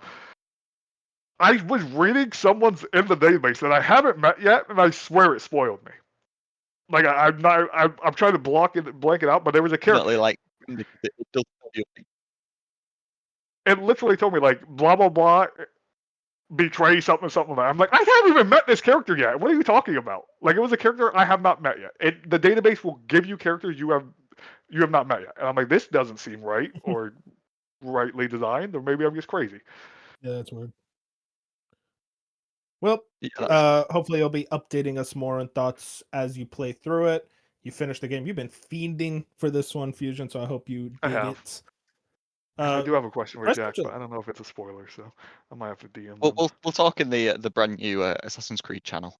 We'll have a talk about it because God knows Bench won't be Bench going in won't. there. Yeah. Real quick, I want to give a quick update on something that we talked about earlier regarding the Obsidian Fallout thing. Some guy replied, Turd Ferguson, shout out to Turd Ferguson. Any hints about this quote previously? Sawyer had been directing a role-playing game that was similarly structurally and thematically to Fallout, but was not part of the franchise. End quote. Was that Shadowrun or something else? And then Chris Avallone, as we mentioned earlier, responded, no, that was different from what I heard. That was intended to be a Fallout game, but according to sources, Bethesda put the kibosh on that a while ago, so it had to change its direction and tone from Fallout to something similar to Fallout. And now we know that game is gonna go back to being a Fallout game. And if we were to believe this, which I think Chris Avallone has the sources within Obsidian, it seems like Bethesda definitely had franchise control over Fallout, and Asha's like, not anymore. You are letting them make a Fallout game, which good, man. Fucking Todd should not have to be like, no, I have to work on it. It's like these guys have worked on Fallout before and did a really good job on it. You should keep letting them do that. Interesting. Yeah, Put them in the Fallout work. Hey, you know what? We're getting it finally, thankfully. So I know. And it something- needs to happen. Like, it does need to happen. But yeah, I think we're done talking, boys. I had a really fun time. A really long one, but a fun one. So I think we did a good job. Appreciate you two coming by. I think we're ready to head out, though. If you guys want to find us, YouTube, Spotify, Apple Podcasts, wherever your favorite pods are found. Also find us on Twitter and Blue Sky at Slice of Gaming, all one word, and like the podcast. It really does help us out a ton. With that, we're heading out. Say goodnight, boys. Good night. Fuck Xbox. Fuck PlayStation. Nintendo. Fuck Nintendo while we're at it. So yeah, fuck them. Nintendo, you're doing good. Whoa! See you guys.